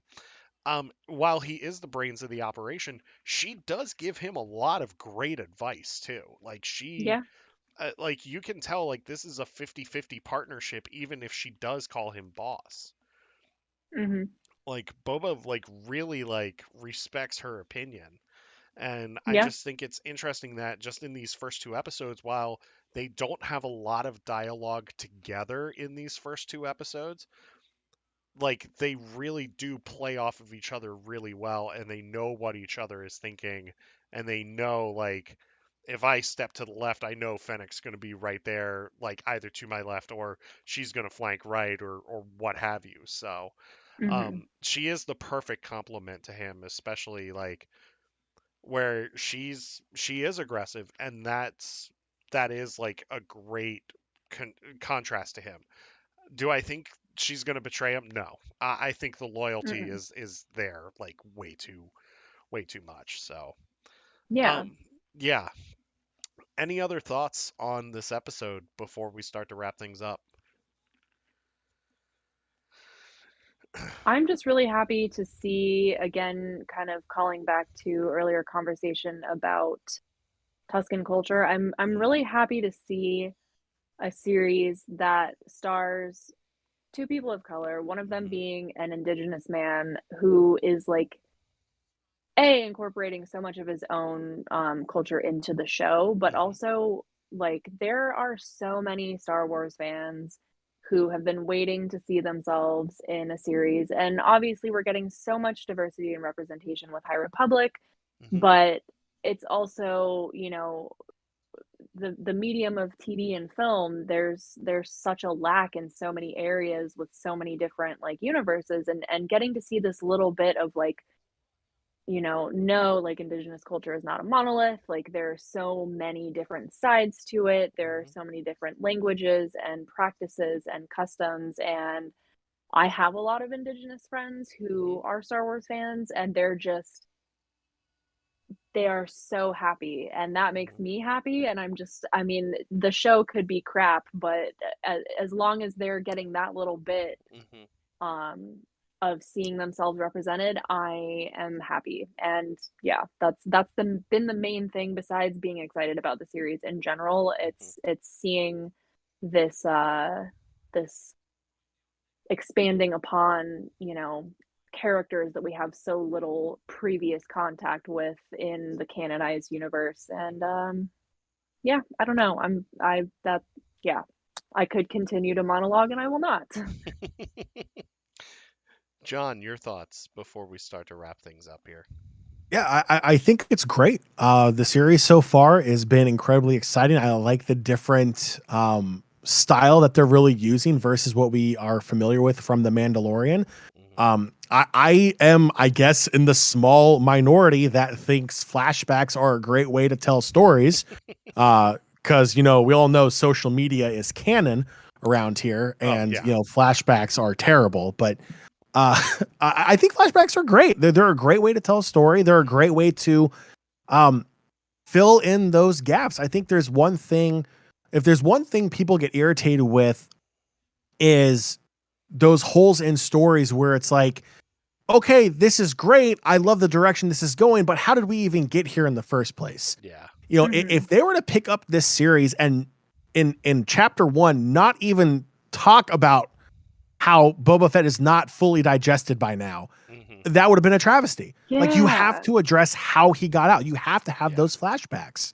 We know he got out. He showed up in season 2 of The Mandalorian. Hello. What? But Yeah, yeah, spoiler. exactly. You know, uh and flashbacks are a great way of doing it. And I said it on last week's show too. Some of my favorite shows outside of Star Wars also, the one that really comes to mind because I'm rewatching the entire series again, the lawyer drama series Suits. Hmm.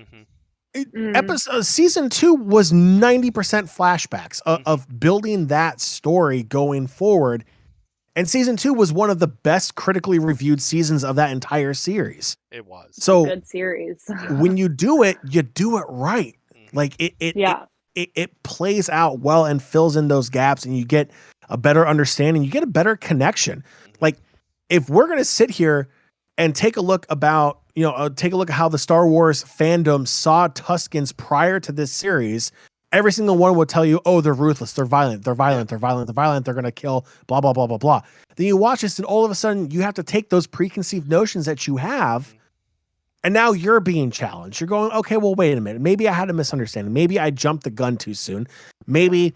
Maybe there are different sects out there. And that's what it comes down to, again, by not judging a book by its cover. Just because someone looks intimidating or has intimidating armor on, or Mhm. your one and only experience with this group is intimidating, doesn't mean everybody's intimidating. I feel like it's a Yeah. beautiful life lesson that can never be told enough, is that you have to give you have to meet people where they are.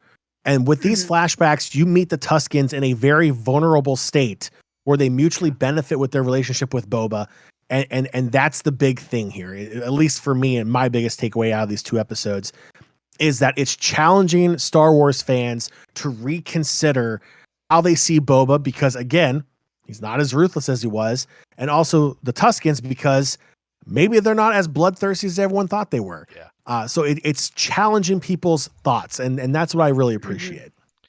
Yeah, I'm with you here. I think that to just to capitalize on what both of you are saying here, I love this show so much just because of, I mean, now, granted, Abby, you and I have talked about it. We'll consume anything Star Wars because Oh it's yeah. Star Wars. And John, I know Yeah. that you're the same way. Like you're just gonna do it because it's Star Wars. With this show though, and going to the indigenous people thing, well, the indigenous people topic, I should say. I don't mean to say thing because I don't want you to think that I'm like sweeping it under the rug or anything because this is very important. Abby, you hit the nail on the head. You have a show that is being led by people of color, a Star Wars TV show being top billed by people of color. Let's not forget here, your two top billed actors on this show are both over 50 Mhm. Yeah. and people of color, which is amazing and huge. And you have Matt Berry who's playing the droid who's 47 years old. So like, you Yeah. have another person that's older and that has been like one of the things that has stood out to me as a Star Wars fan. If you look at The Mandalorian and if you look at the Book of Boba Fett, 90% of the casts for both of these shows are over 40 years old, Yeah. which is incredible. Um, Pedro Pascal is another person of color because he is Mhm. Hispanic. I mean, or Latino. You have Tamora Morrison, who um, is he from New Zealand? Yeah, he's Yes. Okay, indigenous New Zealander. okay. I just I wanted to make always sure. butcher it because I always say Maori, and I'm like, I Yeah, don't know if I'm pronouncing that right, and I yeah. think I I am saying it wrong. I just want to make sure because like I don't want to Yeah. offend anybody or do anything like that. But to see that and to see an indigenous person of color talk about indigenous people's rights in a Star Wars TV show is amazing. I mean, it's Yep. incredible. And for them, Temuera said land back, and I love that. yeah, oh yeah. And then i- i- the craziest thing here is him and the Tuscans are on the same page here where it's like even though the Pikes wronged them, they were still going to be merciful Mhm. and like consider it a misunderstanding because like the Pikes eventually admit that it was a misunderstanding between them and the Tuscans. Yeah. Um which I think is brilliant move because yeah, there's an action sequence and there's conflict there, but and there's a few people that die during that train fight, but Yeah. at the end of the episode, he spares everybody else. I mean, they spare everybody else. So this Mhm. indigenous people conversation that we're having now, I think is so important, especially when it comes to Star Wars. I And agree. you both hit the nail on the head here with, yeah, the Tuscans are shown as these aggressive individuals and these monsters. Like, I mean, even Anakin Skywalker considered them monsters because they had captured his mother, and so Yeah. and when she died, he slaughtered them. And now we see Boba Fett doing the direct opposite of what Anakin Skywalker did, and Boba Fett was almost treated at the beginning as bad as probably Shmi Skywalker was treated. Yeah. But Boba ends up finding a common ground with them, and that's the whole thing. To see Star Wars fans finding common ground, especially when it comes to this. Now, I need to say this, and Abby and John, I agree. I have Indigenous friends as well. I have friends of many colors, many different creeds. And Abby, I think that you are correct. For them to see themselves in this show is incredible Mhm. because it's about time. Like you said, the High Republic has given us a lot of diversity and inclusion, and so has like the mainstream comics and a lot of the books now and everything. But to see it finally happening in live action is incredible. But I feel like it's a little too late though at times too. Be- Yeah, there is a certain feeling of like, well, finally, but yeah, at the same time, I'm generally one to kind of go by the thought that it's better late than never. Oh yeah, I'm the same way. Um, yeah. Yeah. It is really interesting to see how that specific element of the show is really weeding out the people who just don't like to see people be humanized, Oh, I but, know. that's a topic for another day. Yeah. I think that this is something that John, you and I talked about this last week with just the people bashing this show just to find something to bash this show. And I Yeah. feel like with episode 2 here, it shut up a lot of people because they got the action sequences that they were looking for. Mhm. But there were still a lot of people that were pissed off by this show. And I quoted Abby, I quoted you last week, and I'm going to quote you again. Go outside and touch some grass, Please. or go I play in the beg of you. snow if you're in the DMV area. Yeah, for real. Like, find a personality trait besides hating everything. There are so many Star Wars fans that will shoot themselves in their own foot just to have something to cry about, and Yeah, that's real unfortunate, but I feel like we are of the persuasion of Star Wars fans who are willing to give anything a chance and yeah, willing to, you know, allow these stories to be told without having to immediately find something to say like, well, this is stupid because of this. yeah. I'm just like Now, begging you to get some fresh air. well, I will say this: if something is blatantly stupid because it's blatantly Oh, stupid, yeah. we'll call it out on it. But Yeah, yeah, absolutely. with like what you said, like them just finding something to nitpick about this show because, well, Boba Fett is soft now. I'm sorry. John and I talked about this last week. The dude is 61 years old. He's And 61. He's just gotten like please go throw yourself through a giant wood chipper space squid and then tell me how well you're going to fight immediately after that. Like yeah, please find the ability to understand character development, subtlety, nuance, gray yeah, areas. Like yeah. The yeah. the Ugh. dude's 61 and he can kick all of our asses. Oh, yeah. Yeah. And I would thank him for it, but No, that's well, I also think yeah. another conversation. After hours. Oh Yeah. my. No, That I Starlight think one of Beacon the after things dark. is yeah. Go ahead. I was gonna say one of the things I think is like I don't think it's bad to have a difference of opinion, No. but No. it's how you go about Yeah. vocalizing. It's about how you go about like you can sit here and say, oh, I didn't like this element, or hey, Hmm. I Yeah. get why they did flashbacks. I'm not a big flashback person. Hmm. But there is a line where Yeah. you can't sit here and go, oh, I don't like how they're portraying Boba Fett because the man looks bigger than he did in 1974. Or, Yeah. I don't like the fact, as soon as you start picking out like the physical appearance Hmm. or Mhm. what actor or actress is playing the character, like I don't like it because this person looks this way.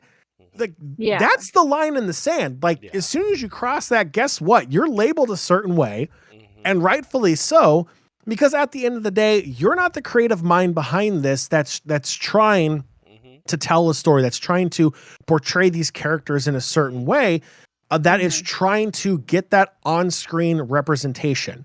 Yeah. There's Yeah. one thing having it in a book, there's Yeah. one thing having it in a comic, but as soon as you put it on television, people are forced to visually see it. Yeah. And that's what makes people uncomfortable is once they're stuck in their ways, they don't want to think outside the box. And I think that's, again, one of the beautiful things that we've been seeing in The Mandalorian and in the Book of Boba Fett is being challenged to think outside the box as a Yeah. ploy of character development. Yeah.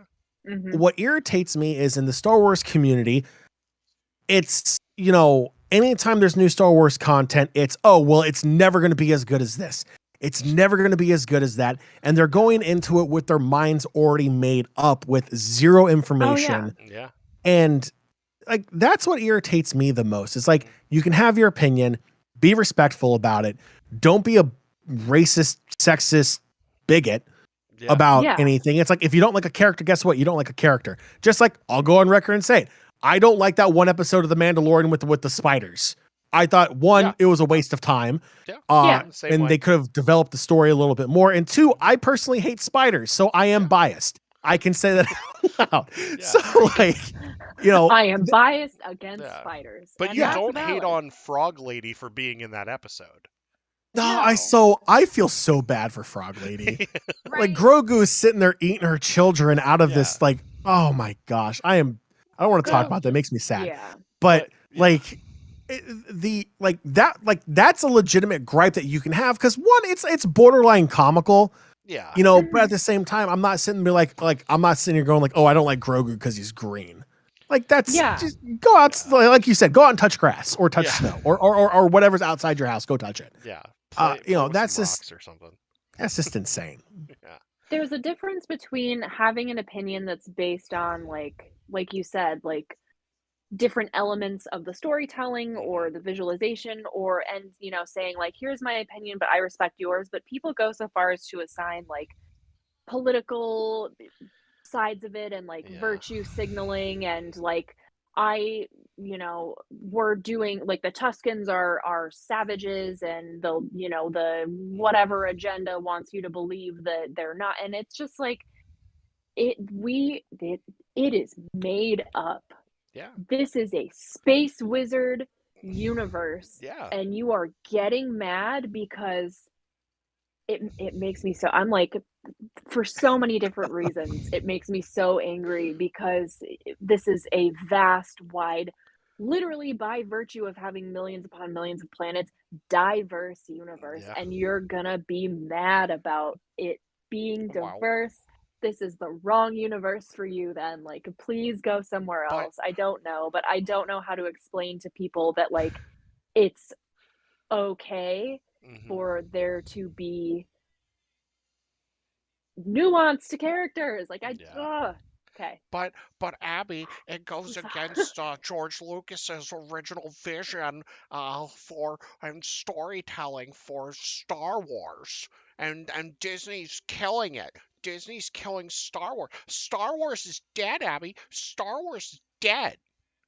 Yeah, well, people seem to conveniently forget the people versus George Lucas over the prequels, which are now, hailed as some of the best. Yeah, I mean, whatever fits their opinion that day is whatever is true, and it's and I'm sorry, frankly exhausting. You can say like that it lacks George's original vision. Dave Filoni learned from George Lucas. Yeah. The guy learned from the true master of the Force. Yeah. And how can you say that it all goes back to like what we were talking about a couple of weeks ago with like the Lucasfilm Civil War and the whole Filoni Favreau micro universe that doesn't really count, or I'm sorry. Just enjoy the friggin' show. Our buddy Cam Ray talked about this, and John, you and I talked about this too. Cam posted a video on Twitter, and I posted it in our Discord. And Cam's like, shut up. Just enjoy the damn thing. Like, just shut up and enjoy it. Because it's, Abby, you and I have said this before. John, you and I have said this before. It's space wizards. They are space wizards.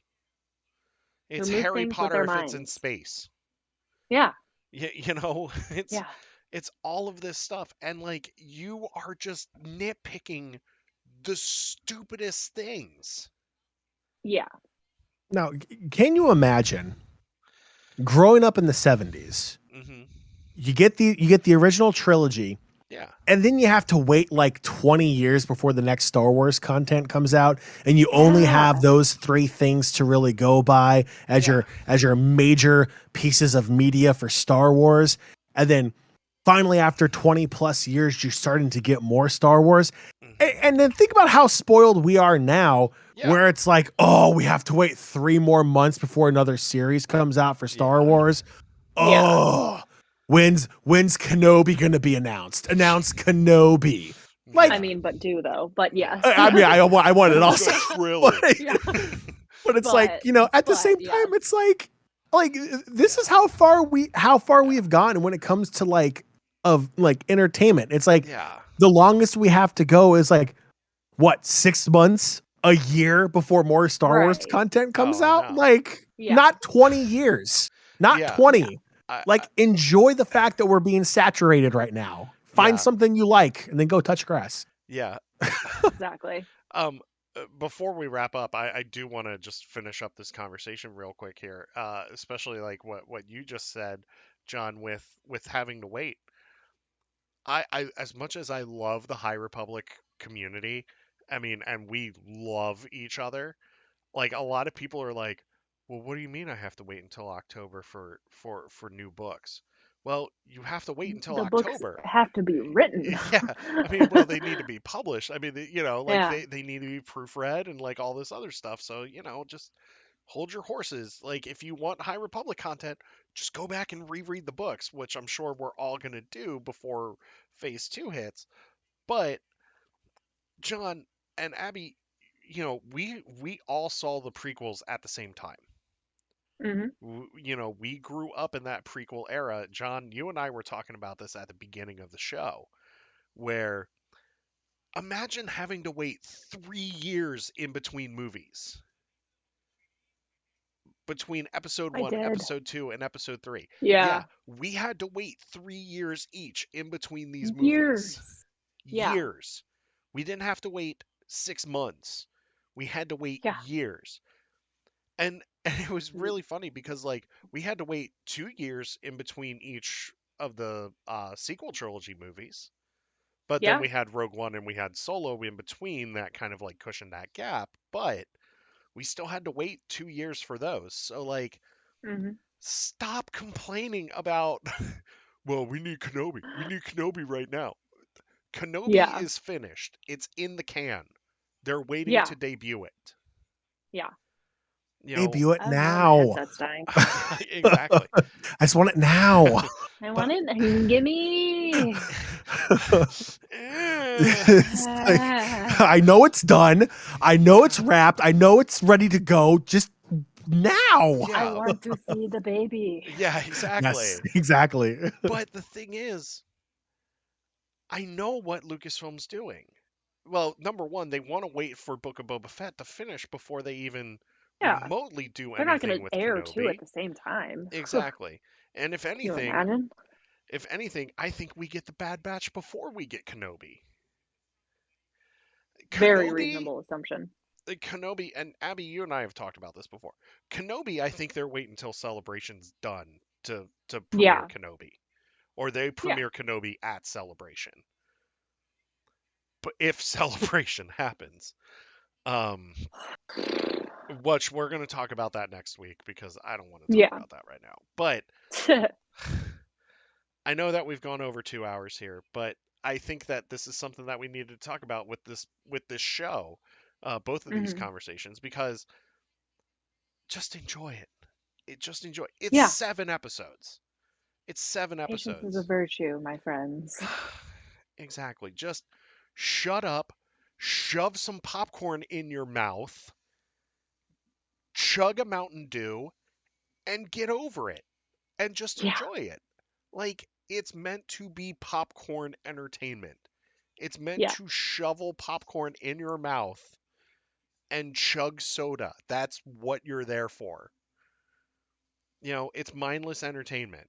So just, you know, here, you want me to come to your house and throw a snowball at you so that way you can shut the hell up? Because I will. Yeah. I mean, John and I have plenty of snow in the DMV area right now. There's still 8 inches of snow outside my house right now. Yeah. Like, I mean, come on. So, I mean, it just sounds like we're all a part of that woke Disney fan club is what it really comes down to. And it's just so bad. nuances. Well, remember, Let's not Disney. even go. Remember, Open that can of worms. Disney Star Wars is dead, which is why nobody Yeah. goes to Batuu at all. No, Yeah, exactly. it was empty when I went there. No lines, no nothing. Yeah, exactly. Finding kyber crystals were so easy to do. Yeah, yeah. So easy. May 4th was dead. No Anyway. lines for Rise of the Resistance or Oh, anything. no. No. I didn't have to wake up at 7 in the morning to try to get that boarding group for Rise of the Resistance on May 4th. I didn't have to pay Yeah, $17 right. for the fast pass, Yeah. 3 times. And Cheapy Indy, stop. Anyway, I think that's it. I mean, we're done. Until next week, actually. Woot, woot. Yeah. Yeah, so expect like, as I said earlier this week, or earlier this week, and earlier in this episode, expect the audio for this episode to drop on Wednesday, so you can listen to that this week. And once again, congratulations, especially if you do get Eye of the Storm this week on Wednesday. You can listen to us talk about it, and you can read it to your little heart's content. Anything else before we get going here? Not for me. Nothing. All right. I finally got a purple kyber crystal. Oh yeah, that's right. You Ooh. did. Yeah, Yeah. the last one I needed. I'm not counting the black kyber crystal. That's impossible to find. Oh yeah, Yeah. that thing is impossible. That's cool though. That's It's pretty random. cool. Yeah, Yeah, it's that's whatever. pretty random. Yeah, whatever. Yeah, I got nothing. My mind is mush right now. I mean, it's been a long Star Wars week. I still have Mission Yeah. to Disaster to read and Midnight Horizon to read this week, so as well as Trail of Shadows #3 once I get that, and as well as Eye of the Storm on Wednesday. So I'll mail it out tomorrow. okay, it's fine, no rush. No, you can't mail it out tomorrow. Tomorrow's Sunday. You can put it Stop in the it. mailbox. Yeah. Yeah. I'll just go to Through FedEx or August? something. I don't know. Yeah. Yeah. FedEx it to my work. Um, no. Anyway, that's it. We're done for tonight. Abby, thank you for joining us. John, thank you for joining us. Chat, thank you for joining us. As always, you guys are awesome. Thank you for hanging out with us every week. We will get that Fallen Star review to you this week. We'll get you Mission to Disaster this week as well, so stay tuned for those. Other than that, that is it for me. That is it for John. That is it for Abby. We will see you on socials this week. I'm going to hang out in Discord for a while after the show, so if you want to hang out in our Discord server, join us. Have fun. Hang out. You can DM us for the link. That's it for us. So I hope that you all had a wonderful week, or have a wonderful week. May the Force be with you. Always fight for light and life, even though Starlight Beacon is destroyed. Make sure you pour one out for... God, now I'm starting to tear up. Make sure you pour one out for the beacon.